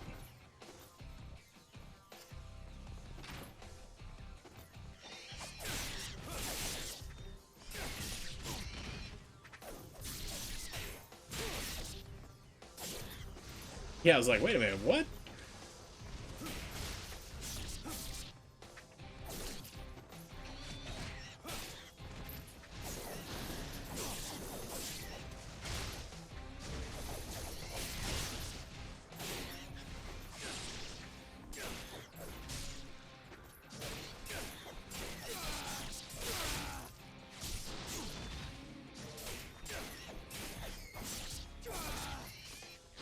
I have no idea how to do like a Zuna drop with this thing. It's kind of wonky. Alright, so now I have level 2. Yeah, there it is, Demon Cutter. So XX forward Y, hold it when hitting an enemy. That's the one where you like reel them in and lop off a limb. So they have the same type of move in Ninja Gaiden 3 Razor's Edge, which is what I speedrun. Trying to speedrun, but I can't stand the 360 version with its randomly inverted control. Like its directional controls will just suddenly go backwards for whatever reason. I play on a PS3, which hard locks, so really crossing my fingers that on Tuesday when Master Collection comes out, that it's not based on the PS3 version, which hard locks out. But it kills those annoying alchemists in one hit if you land a hit with it. If not, they tend to block it constantly, so it's kind of like a catch-22 for trying to speedrun it with the Kasurigama for those guys. It's like, if they don't block it, then you can take them down ridiculously fast, but if they block it, you're going to be there for a really long time. Okay, so I'm going to do that here, so XX forward, hold it down. Going backwards.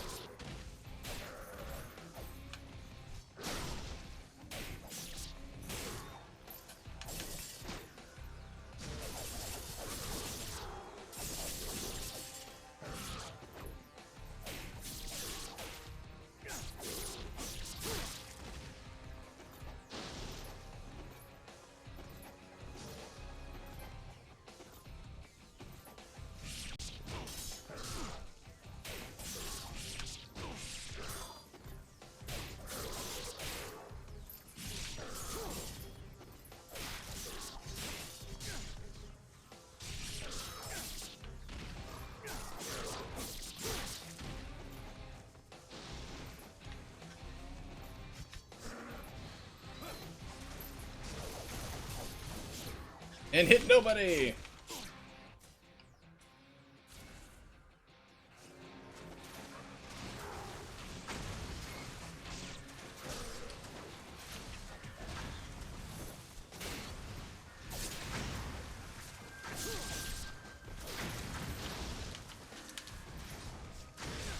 Oh, shit.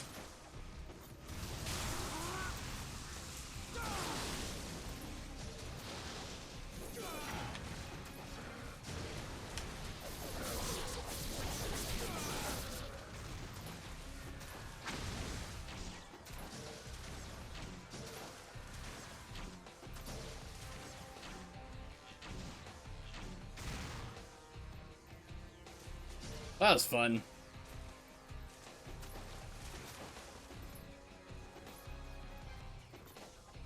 Now, there's also no trials either. Like, you could do, like, kill a whole bunch of people in Ryu's village. Oh, you can, but they're just like, even weaker. So, you hit fire them like this, they're kind of weak. You jump up, they're even weaker, like maybe a fourth or a fifth of the damage. You aim it like this, it does like 1/3 of the normal arrow damage you do in the straight-up version. But there's no trials or anything in this version of the game. Back in Ryu's village, I think it was like second level, third level. You kill all the ninjas coming at you in the courtyard, you could pick up the key, and then you'd have challenge places you can go into and fight those arenas. Those are gone from this version. Because there would be one right over here, in that spot right there.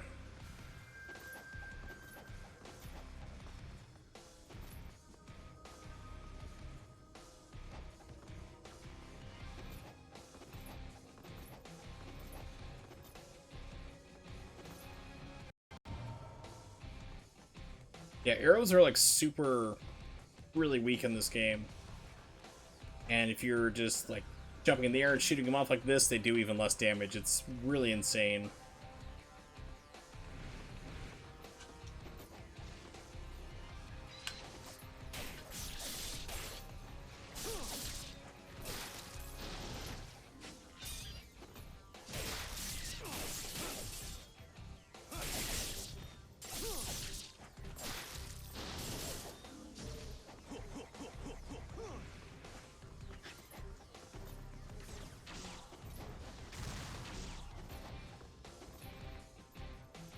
Okay, guess that fiend's not coming back. Oh, spoke too soon. There we go, finally got it.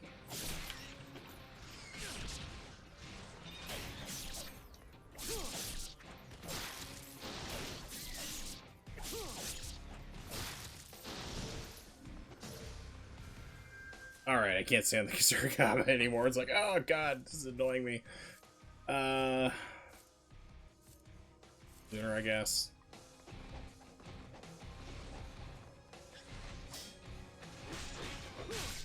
Actually, flails would probably be better.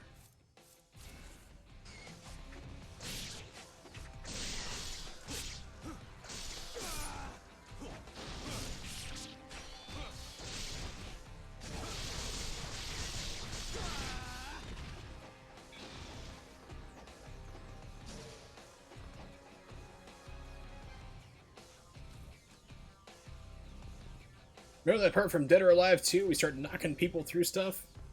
Want you to jump through it yourself, for you. Don't jump into the courtyard down below. Oh god!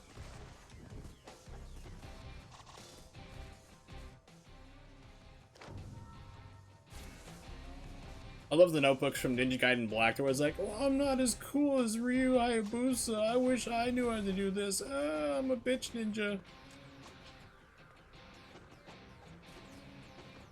If all the doors are locked. Okay. I thought you did something. I thought there was something special down here. I guess not.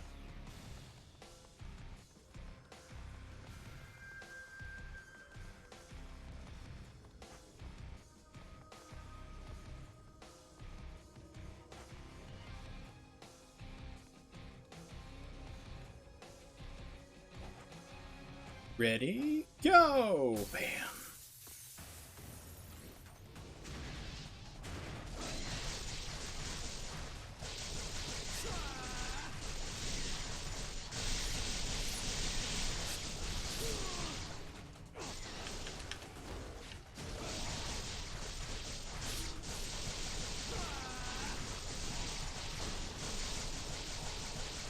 Give me my trophy. That doesn't matter because this is not hooked up to any online account.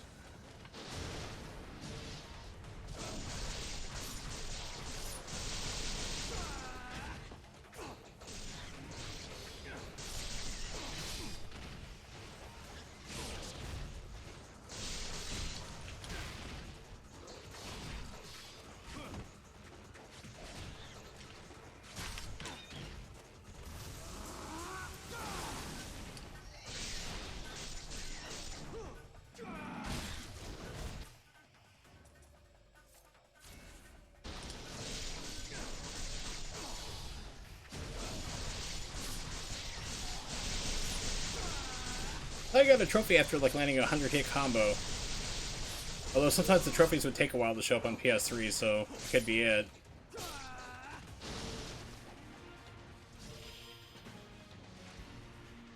Okay, I'm just trying to see what's over here. There we go. The game is like super finicky like this too. Like you just tap the R1, try to center the camera where you need to look, and the game's like, nope, look over there. That's where you need to go. Don't look anywhere else. Why would you want to look anywhere else? That's crazy. Still trying to figure out what weapon would be better to use. More fun.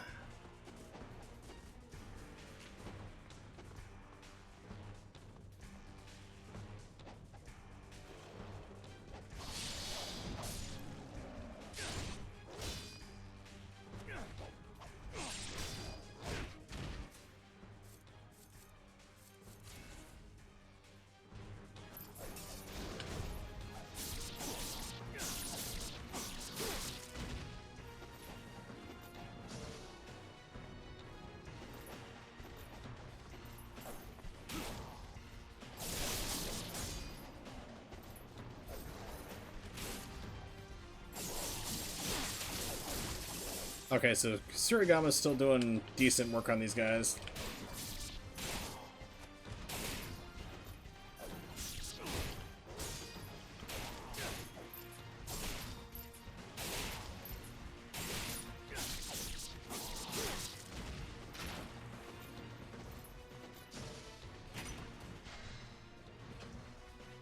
It's weird, I can pull up this menu, it gives me like encoder overload, and it's like, why? It's not doing anything.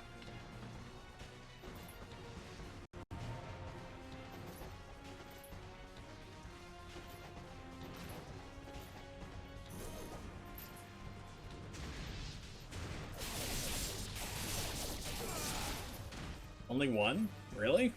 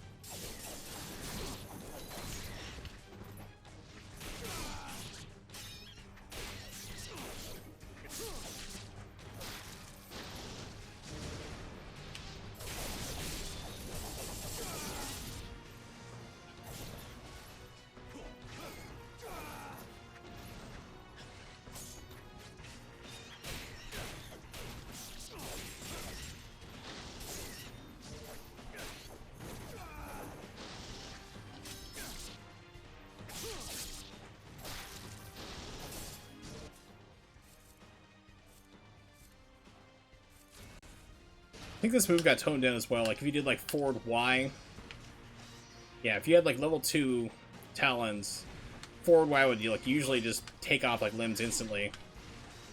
I think they nerfed it for this. Yep.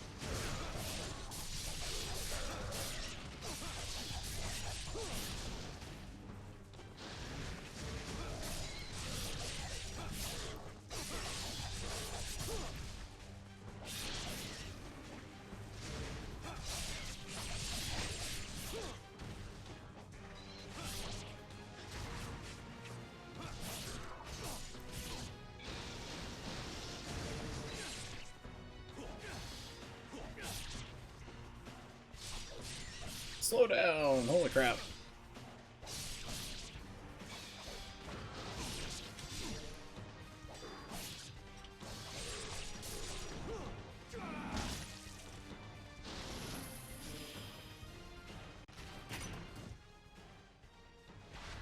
Yay! Whoa! Okay.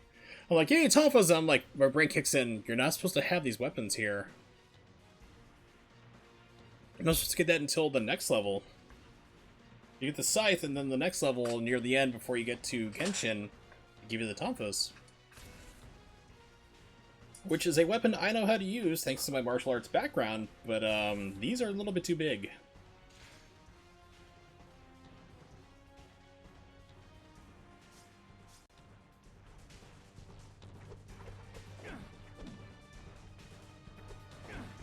It's funny, like, Izuna dropped to, like, hit square 3 times, or XXX, then Y, and then do it in the air. It's like, you can just do XY launcher, and just go right into it.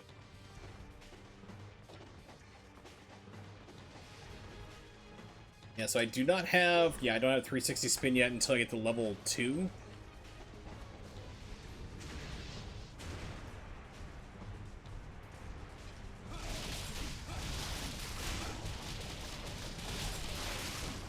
Yep, Tonfas are still a boss.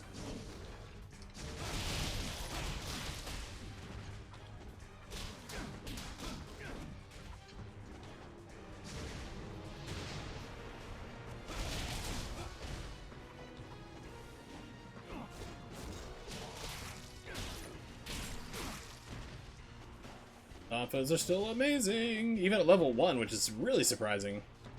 You know, the game wants me to go that way. I want to go over here, see what's across this way.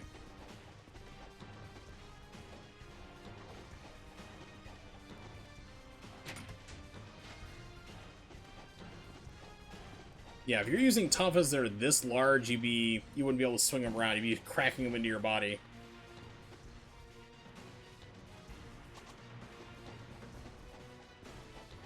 You would not be having a good time. They would not be useful at all.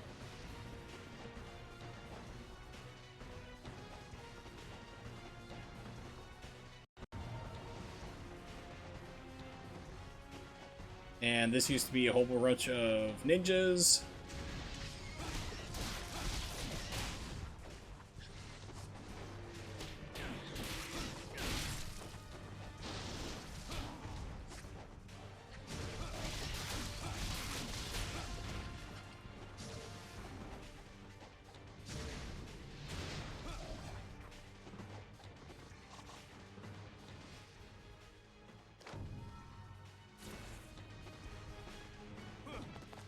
Books from the shelves.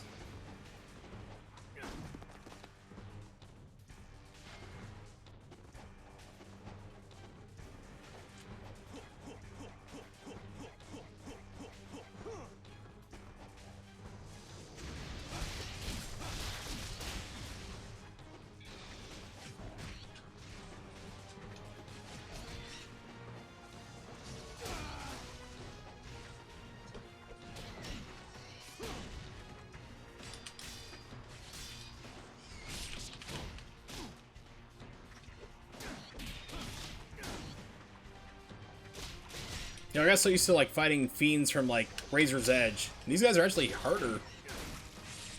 I mean, the ones in like Razor's Edge were like a joke. You don't encounter them very often, but these guys are actually like a little more challenging. Find out.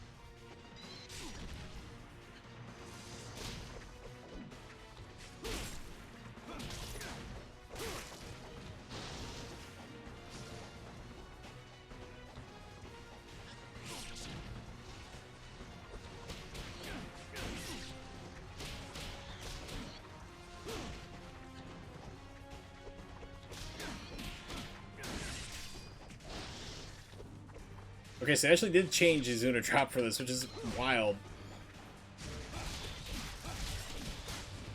It's like, just do the normal launcher. Like, why would you do... Like, you actually have to do it. 3 light attacks, then the hard into it.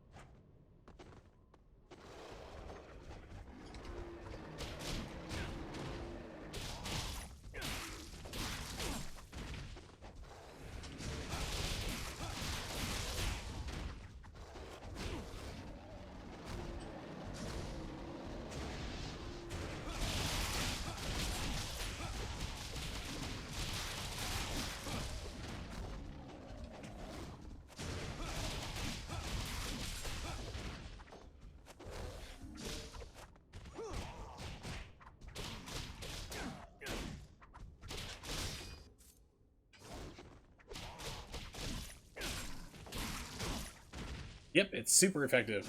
So, the level 1 Tapas... I just finally heard my cooling fans kicking on my PC, which isn't very often. Apparently this is really taxing it. So yeah, Tapas level 1 are usually not that good at all. Until you get them like level 2, they start to become decent. 3, they are epic. They are like one of the best weapons in the entire game. For this level, usually the Kasurigama was the trick. That was the one that really shredded up the wolves, it turns out. But I guess in this one they decided to up the damage for the Tonfas, even on level 1, and just let you just destroy everyone. It's really, really effective against wolves, because traditionally the Tonfas did really good against human targets like ninjas and robots. Like the armored Van Gelfs and any robot like mechs you may encounter. Tonfas did really well against them. And you fought a lot of ninjas, so it was a really good weapon.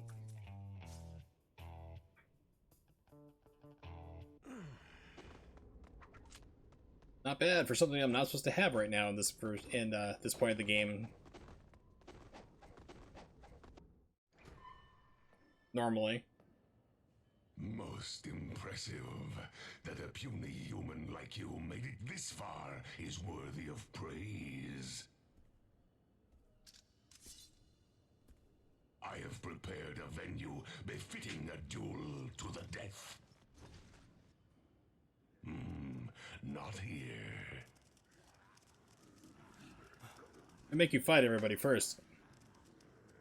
Just like how Mortal Kombat's not really a tournament. We're gonna have you do this first. Kill all my minions, then show up.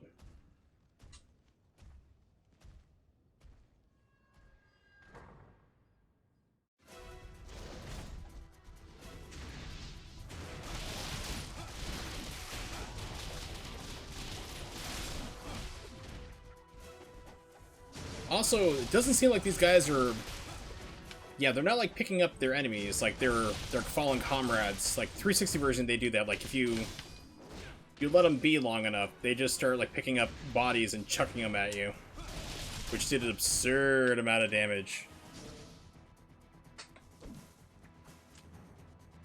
Crazy amounts of damage.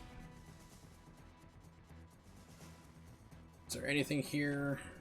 Nope. I think there used to be something... Maybe it was Resident Evil I'm thinking of here. So I'm like, oh, I can't sit here now. Yeah, that was Resident Evil.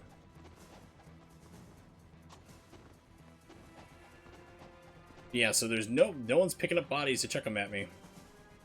Kinda weird. Okay, Ryu. There you go, buddy.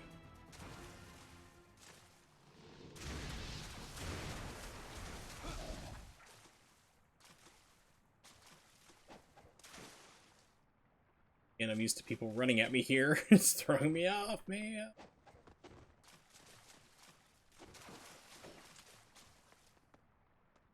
Yeah.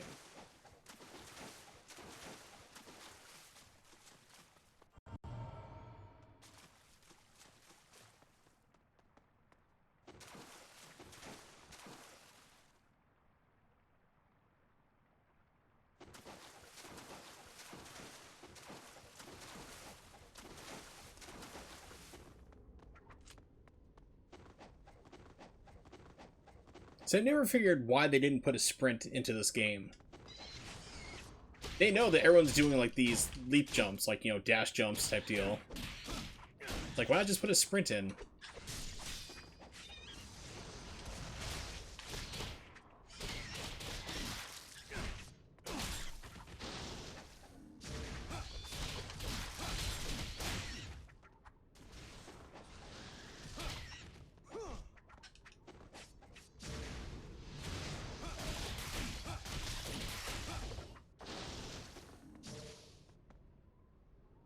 Okay, so you do... Oh, that's right. You need to go down...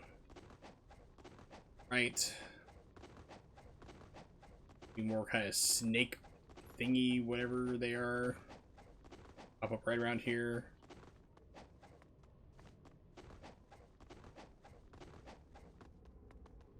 Guess not. Longer a thing. This would also close and get you into another arrow battle.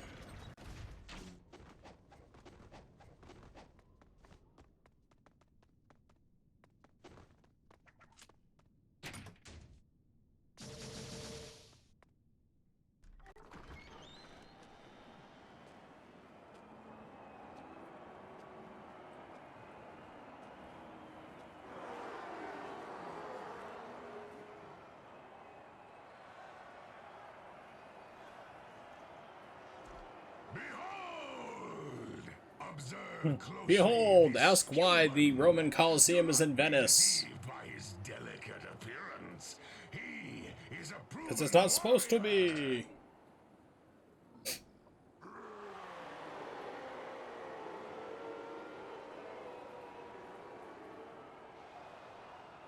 Do you wish his blood spilled? Who do you wish to see destroy him?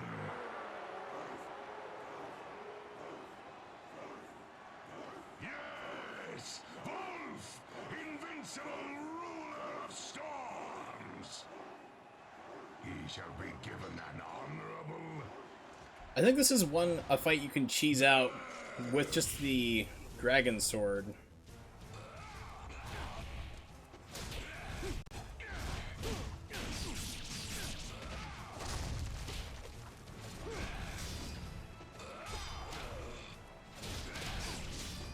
Maybe I'm thinking of somebody else.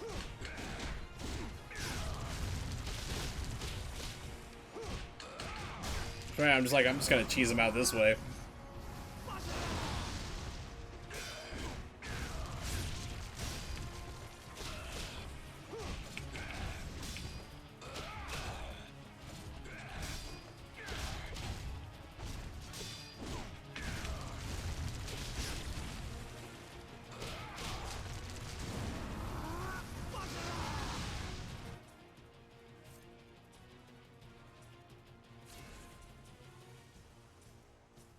Let's go wolf hunting. It did nothing! My weapons are useless! Holy crap, that is way too much damage. Okay, you can zoom up on it apparently. That's disorienting.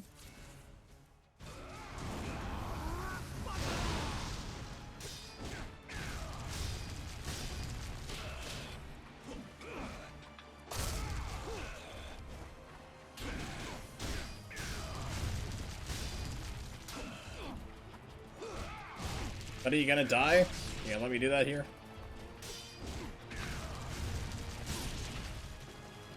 There we go. Yeah, so you used to be able to like finish off the bosses, and a lot of them don't let you do that in this game. Like obliteration technicum.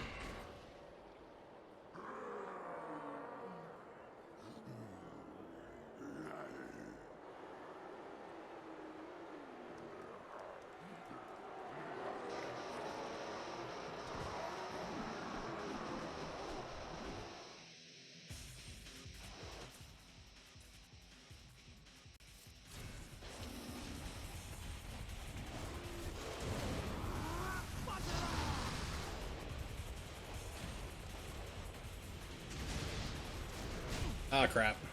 Way too long.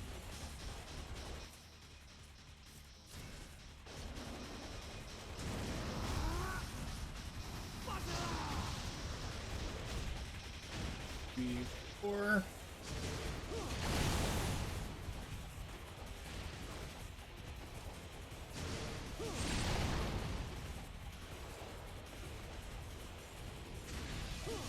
Oh, Jesus, really?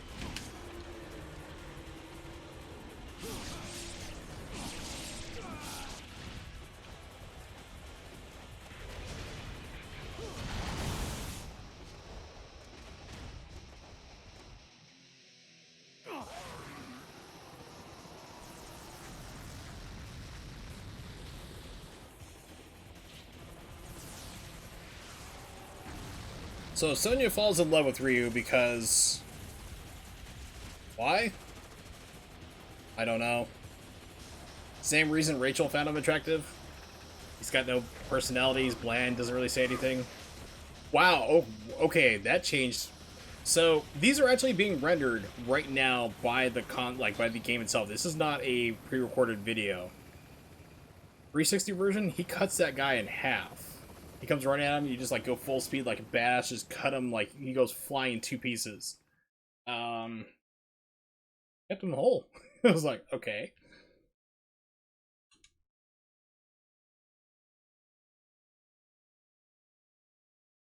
I think now we play as Rachel? I'm trying to remember when we play as Rachel in this game.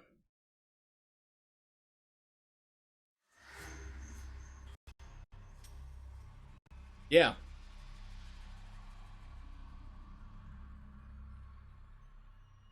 Now we get to play as Rachel.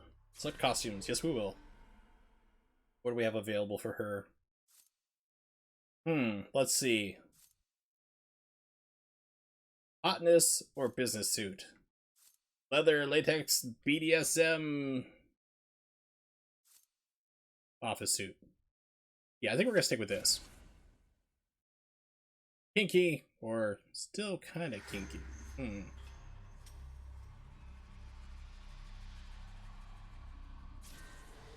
So Rachel's pretty much busted. I remember, like, you can just hammer onto her machine gun and take out a lot of people as well. My sworn enemy. Where is the dragon ninja? The goddess of liberty has deserted the city. It belongs to me now.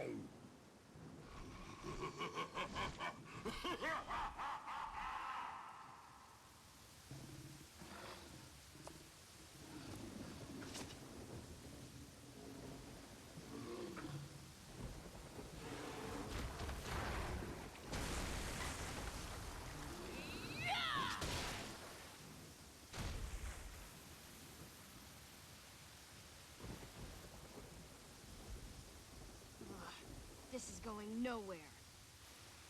Ryu never would have left a fiend behind. It's like they're swarming up out of the depths.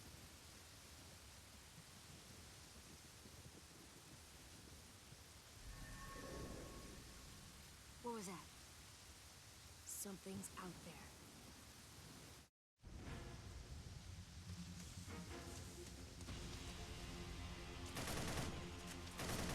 Yeah, you can just, like, hammer on this all day long, baby. Rachel goes Rambo. So, let's see, She's still got a kind of wonky run cycle. She's not as bad as Sigma 1. We've never seen her run cycle in Sigma 1. It's kind of like, alright, we just got the rough skeleton model up for the animation for the running cycle for Rachel. We're ready to do more work on it here and film some more frames. They're like, oh god, we shipped the game 3 days ago. What do you mean? What do you mean you're not finished? I mean, it looked really bad.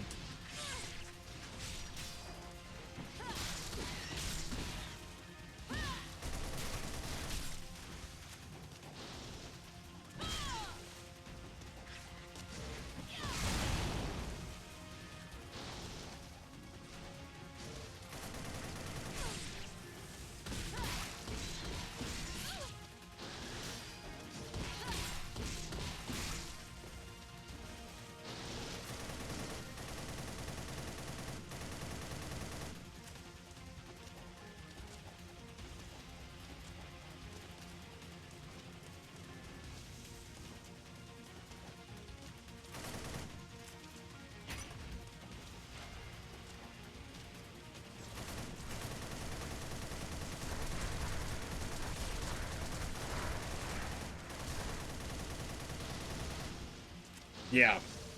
It's kind of... Machine gun's a little overpowered. Also, breasts don't move like that, but...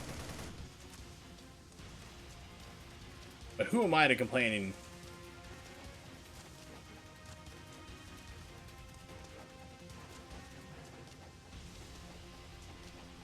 It's kind of like when you tell people you play, like, Dead or Alive Extreme Beach Volleyball, they're like, oh, you're just ogling the girls. It's like, you know, there's actually a really good volleyball game there.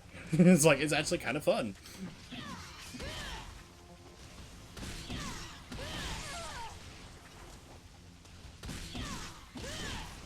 I never really used the Warhammer, like, in Ninja Gaiden Black. Because I was always like, okay, it's like, it's kind of slow. I mean, it is really slow. I didn't really think it was that effective as a weapon. You have the flails, and you're fighting against the army guys. The flails pop off their heads like nobody's business super fast. I think flails do wonders against those army guys in Vigrid. And then if you're getting all the scarabs, then you have, at that point, you get the Holoboro, or what do you want to call it, which is upgrade even better, and you can just kill things, you know, way faster than you can with the Warhammer. So I'm like, what's the point of the Warhammer, really? So I just usually just leave it on the ground and don't even bother with it.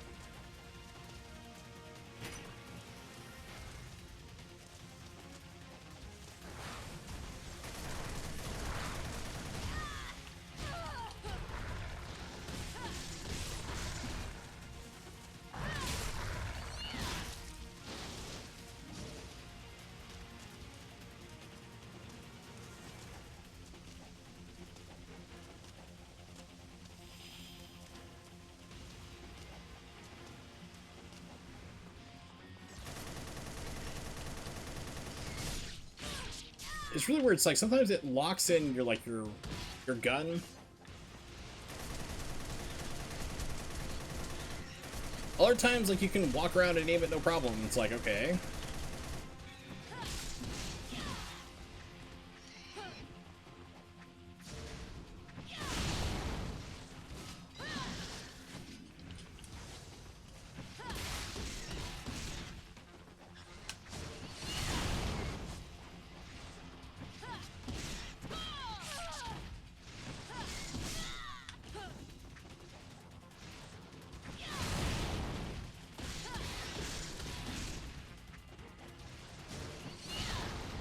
Rachel, where are you going with that?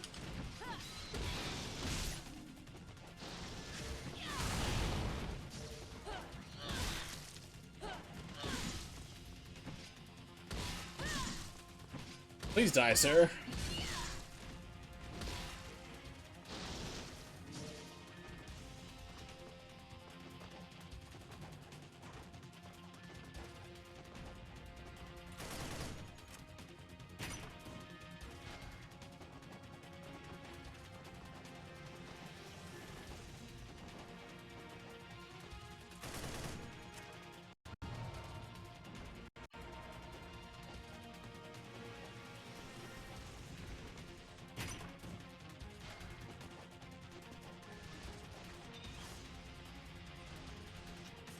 Okay, they're above me. I was like, what in the...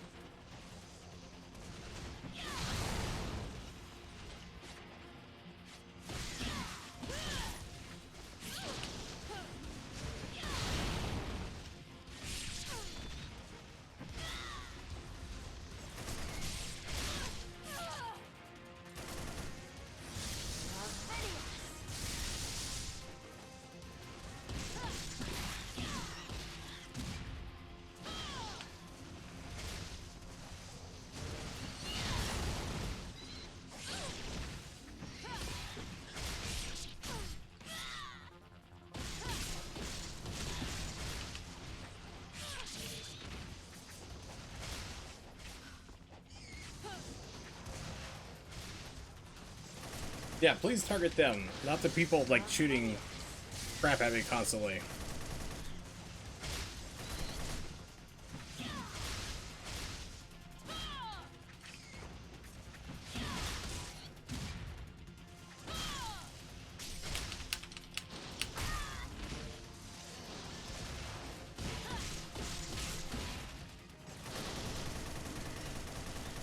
Now it finally targets him. Jeez.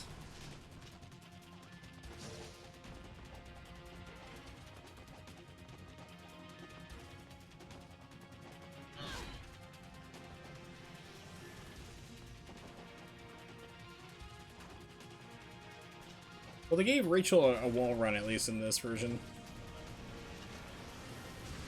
No, not this version, but I mean this game period, because she wasn't in normally. Like in Sigma 1, she's got like really fast like wall hop. She like barely touches the wall and hops off it.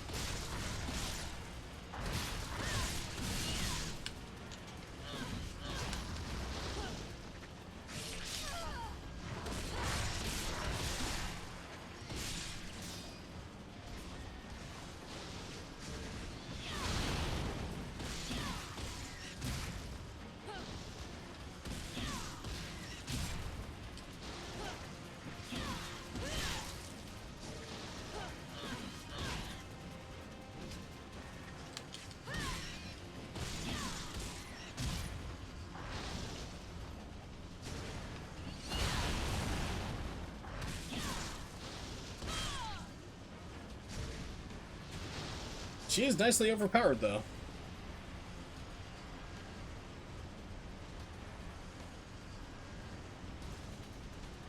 Ground view.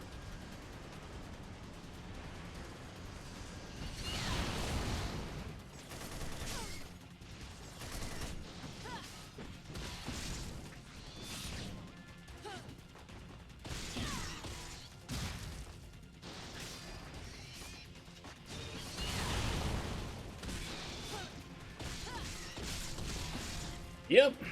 Not for much too longer, though. Welcome back, Metavan AJ. Or AJ, I should just say.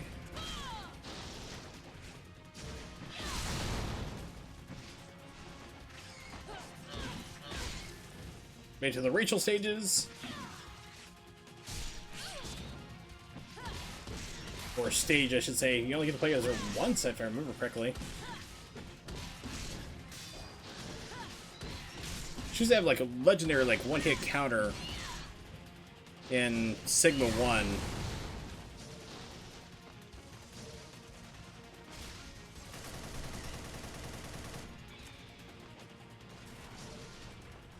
It was like ridiculously good. It'd pop you over the person, like you do like a roll over their shoulder and just like catch their neck with your hammer, just pop the head off.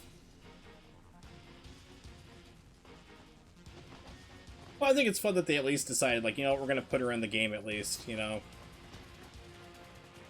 think it's kind of nice that way. Even if she is ridiculously strong. I mean, you can take out Van Gels with your weapon here, with your gun. Just do this all day and just start shooting and mowing everybody down.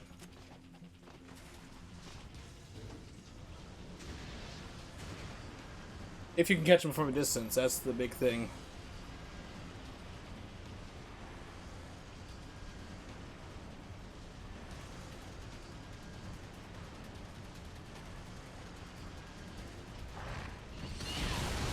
And miss everybody! Really? I don't know, it's like, Ayane kind of like, she annoyed me. It's like, until you get like her level 3 stuff. If you do the infinite karma glitch after the first fight, then you're good, but if you have to like, if you have to struggle through playing through the other stuff, with her like level 1, level 2 weapons, not worth it.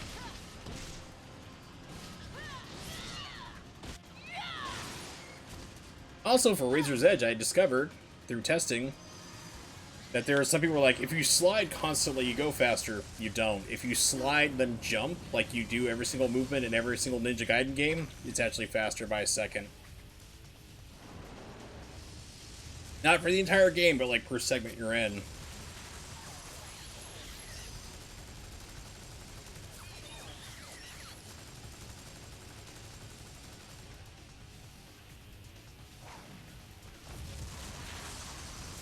It's like, the first Ayane stage, not too bad. Alchemists are a pain in the ass, they always are. But the second one, where you're on, like, the carrier, you get to fight those, like, 3 bosses at the same time, that part's really not fun.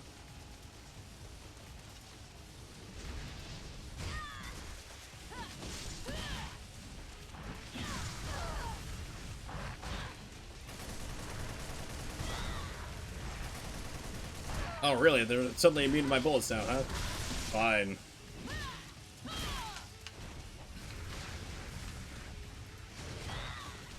As soon as I let go of the button, it is like, it is input reading.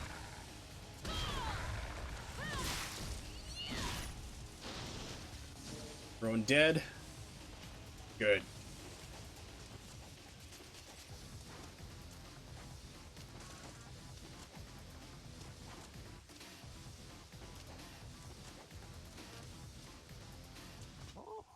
I don't know, I'm just still really worried about the Master Collection.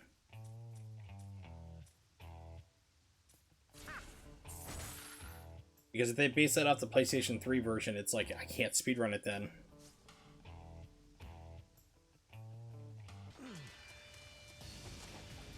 And I have this, like, stupidly fast gaming PC I'm playing on right now. It's like, with really fast internal memory and everything that could make a difference. It's like, nope, wouldn't be able to use it. Game would hard lock until they decide to patch it, and they are aware of the problem. What the? Dude, that box is gone. Hitbox shenanigans.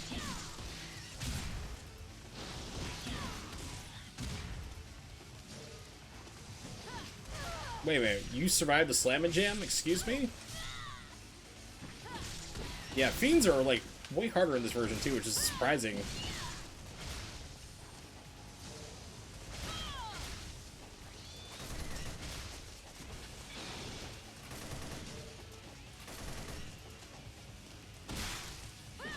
So you used to seeing them in Razor's Edge, and they're just like in black. They're just like pretty much fodder.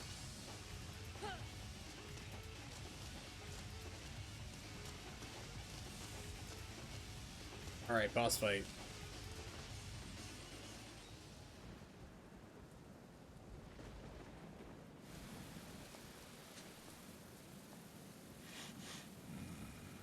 You have fiend. No, I'm trying to speedrun Razor's Edge.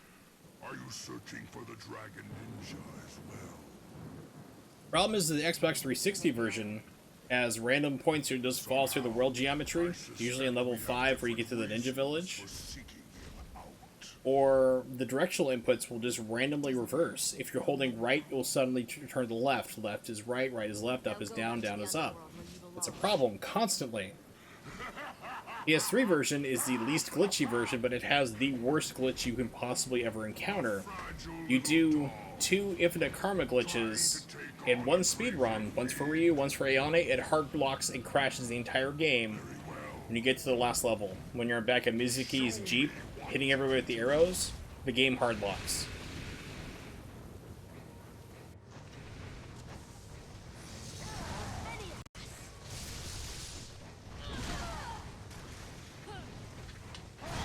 Well, Sigma's got its problems, though. I mean, it is... Sigma has really big problems to it, in that basically it's mostly movement. Basically, they took out, like, the back roll that you could use defensively, and they give you a back handspring, and you also suffer more hit stun. So if you're blocking and you have an incoming attack, you're stuck there in that animation of blocking for longer than you are in black. So it's a lot harder to counterattack in that game.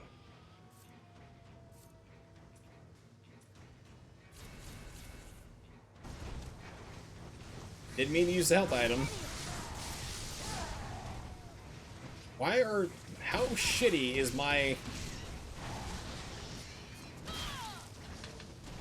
Nimpo? Really? Oh, that was some bullshit tracking.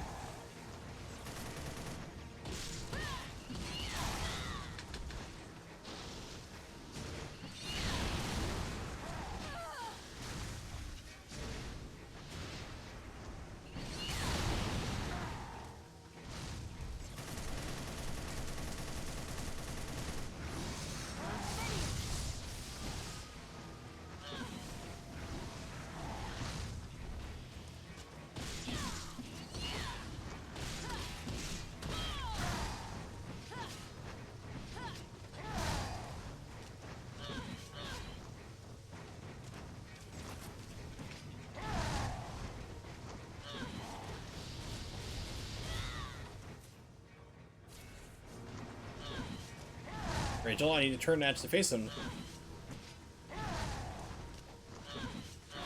Hey, you can come down at any point now, please.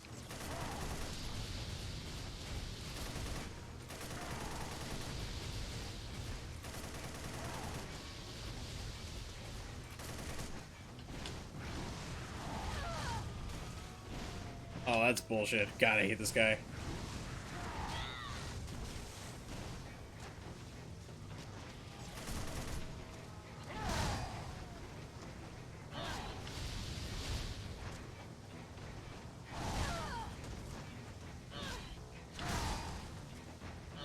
That and, like, Rachel keeps trying to, like, go the wrong direction.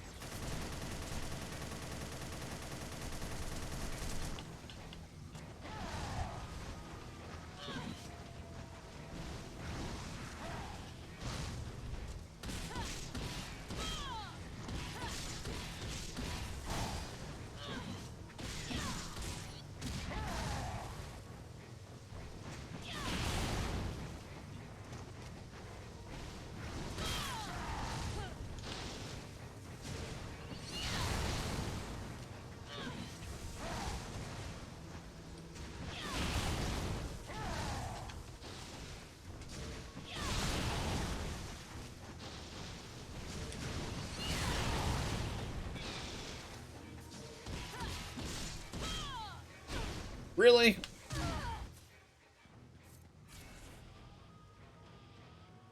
Collection's gateway to potential endgame 4? It's not going to be. They always try to pull that bullshit. We gotta support this game, guys. We gotta buy multiple copies. We're gonna get Ninja Gaiden 4. Fuck you. It's not gonna happen. They don't give two shits. It's not a system seller. It's not gonna sell millions of copies. This is a niche audience and target here.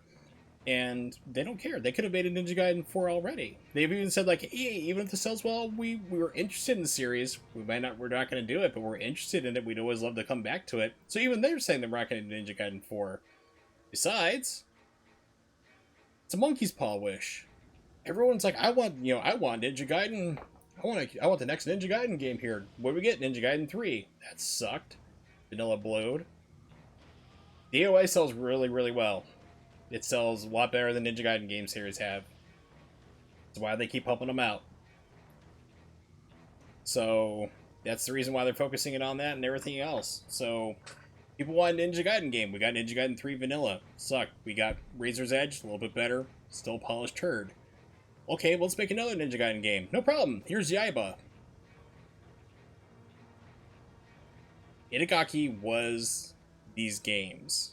Seriously. You know, it's like these were add-ons here at Sigma's. They were his add-ons here to it. There, he didn't have influence on these directly. But they're still built upon what he had made before. He is the game franchise itself. Doubtful anyone's ever going to make anything like that close to it again. and the last 2 attempts have been total garbage. It doesn't matter how many copies the Master Collection sells unless they make like 15 million sales, which it's not going to, because fighting games like this are a niche audience. They're not going to make another one. They don't care. They've already been on record saying that they just don't, like, they're interested, like, oh, we'll always love to come back to it, but now's not the right time, because they don't care. They really don't. You're not going to get a Ninja Gaiden 4, unfortunately, so don't buy this thinking, like, you're going to, like, support the company and they're going to magically make it for you. They're not going to. That's just the unfortunate, cold, hard truth of economics behind it. To be your buzzkill.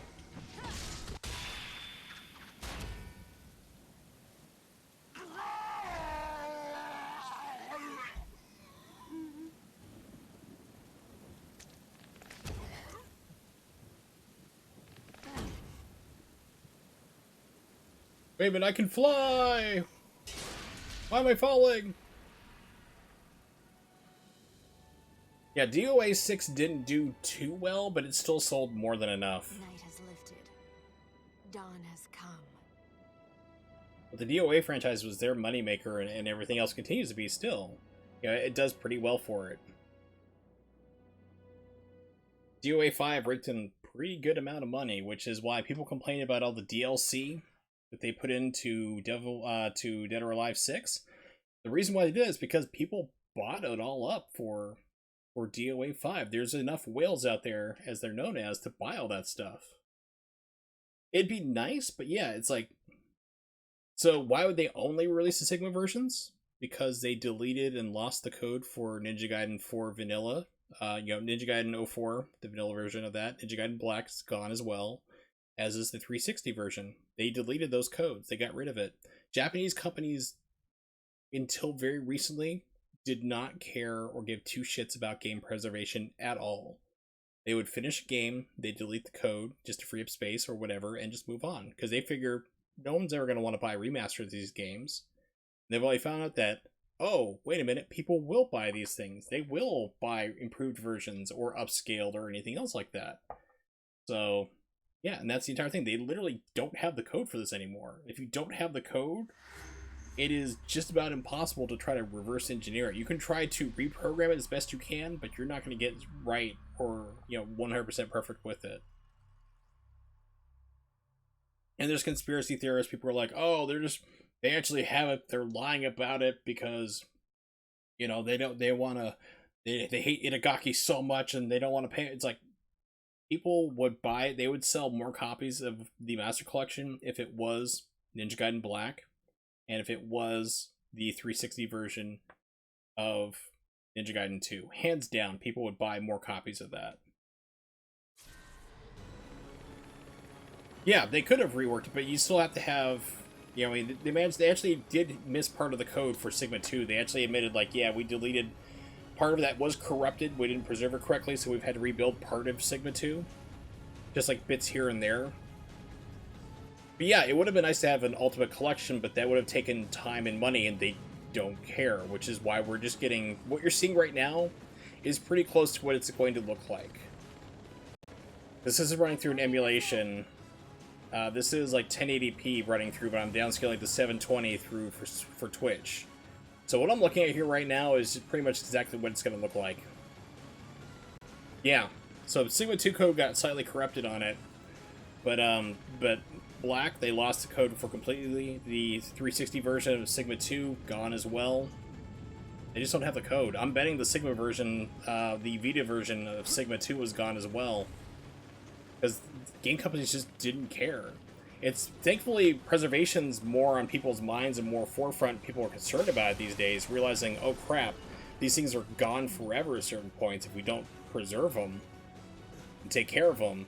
But they're just not here. Like I mentioned Final Fantasy VIII earlier. I was real quick to take a drink anyway.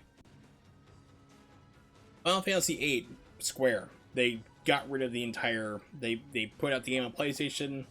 They got their PC port done the next year over. They're like, we're done. Delete the code. They deleted it out. Gone. Years later, they decided, oh, wow, people actually buying Final Fantasy VII PlayStation version upscaled because they're really wanting to chop at the bit here to play the remake version.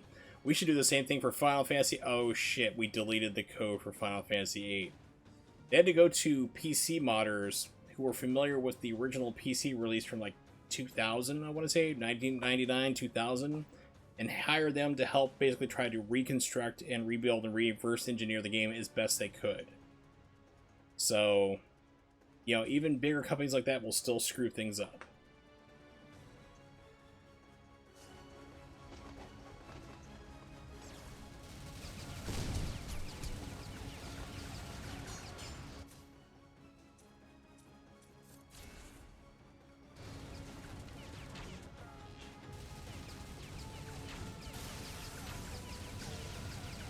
Oh god, this is so twitchy.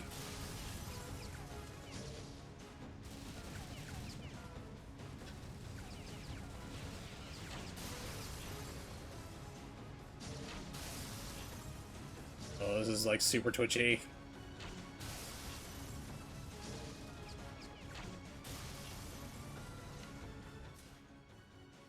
don't think they quite nailed the port of Final Fantasy VIII since original. Exactly, because they got rid of the code. It's like they literally just went, oh, we're done, delete, gone.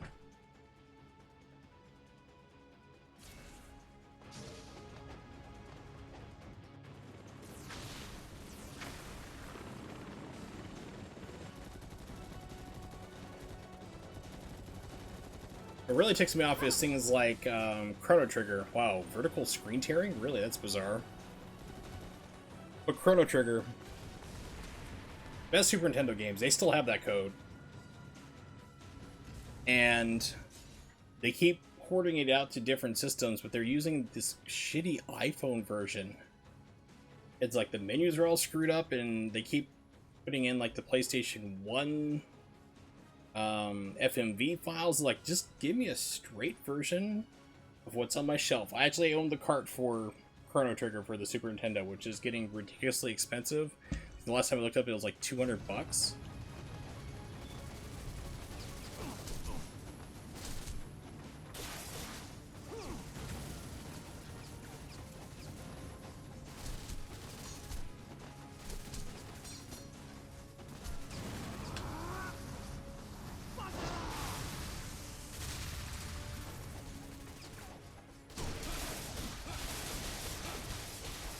But they just keep like, okay, here it is again. And it's like, we're gonna put it out. We're gonna keep porting the crappy iPhone version. Like, stop.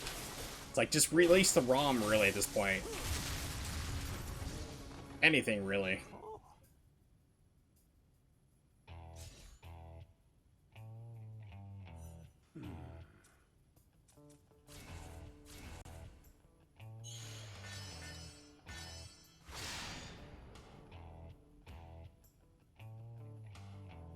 Alright, so basically I'm going to keep playing until I get to like a save point. I'm going to need to stop because I've been playing for almost 4 hours. But tomorrow, just a preview before I close things out, when I finally get there, I'm going to be doing a Rosa Bayonetta 2 speedrun.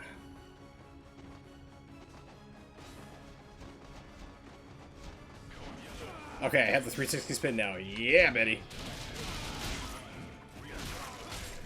Alphas for life!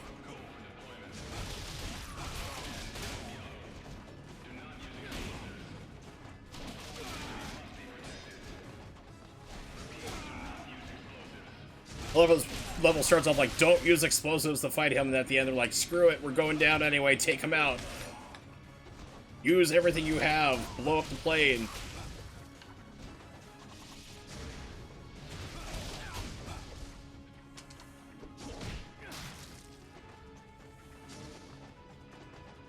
Who's alive?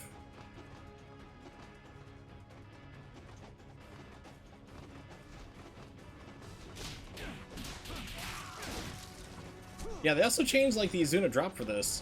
You have to do like 3 light attacks, then triangle, which launches them. So it's like kind of weird.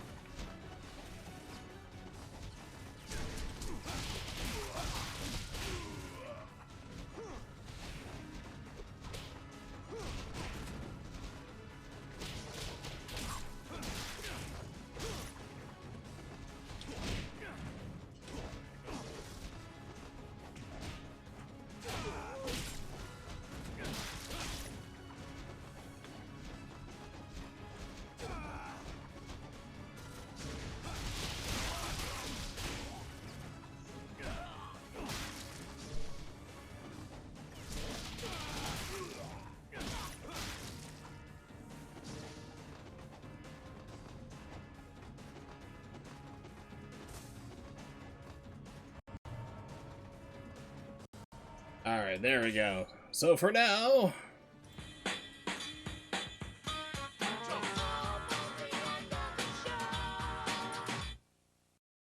thanks for hanging out, everybody. I do appreciate it.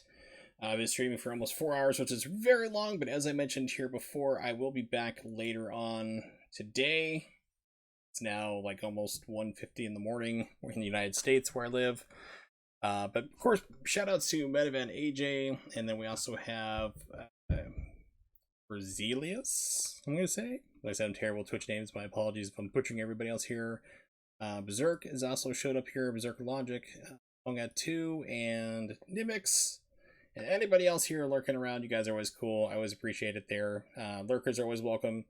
I mentioned I'll be back. We're shooting for 7 p.m. Eastern Standard Time. If you don't know when that is, just copy and paste that into Google, and it'll tell you for wherever you are in the world. Also, keep an eye on my Twitter, which is Wursel555. If something comes up, if I need to cancel, which I don't think it's going to happen like that, or change the start time or whatever, you'll know there, as well as what I'm going to be playing. So as I mentioned, it's going to be a Bayonetta 2 speedrun. That's just going to be emulated version, because I'm still trying to fill out that version, those spots on the speedrun leaderboards. But yeah, it's going to be a lot of fun. Get back to Bayonetta 2. I'm still working on it and getting back into the swing of things. So check it out then, and hopefully see you there.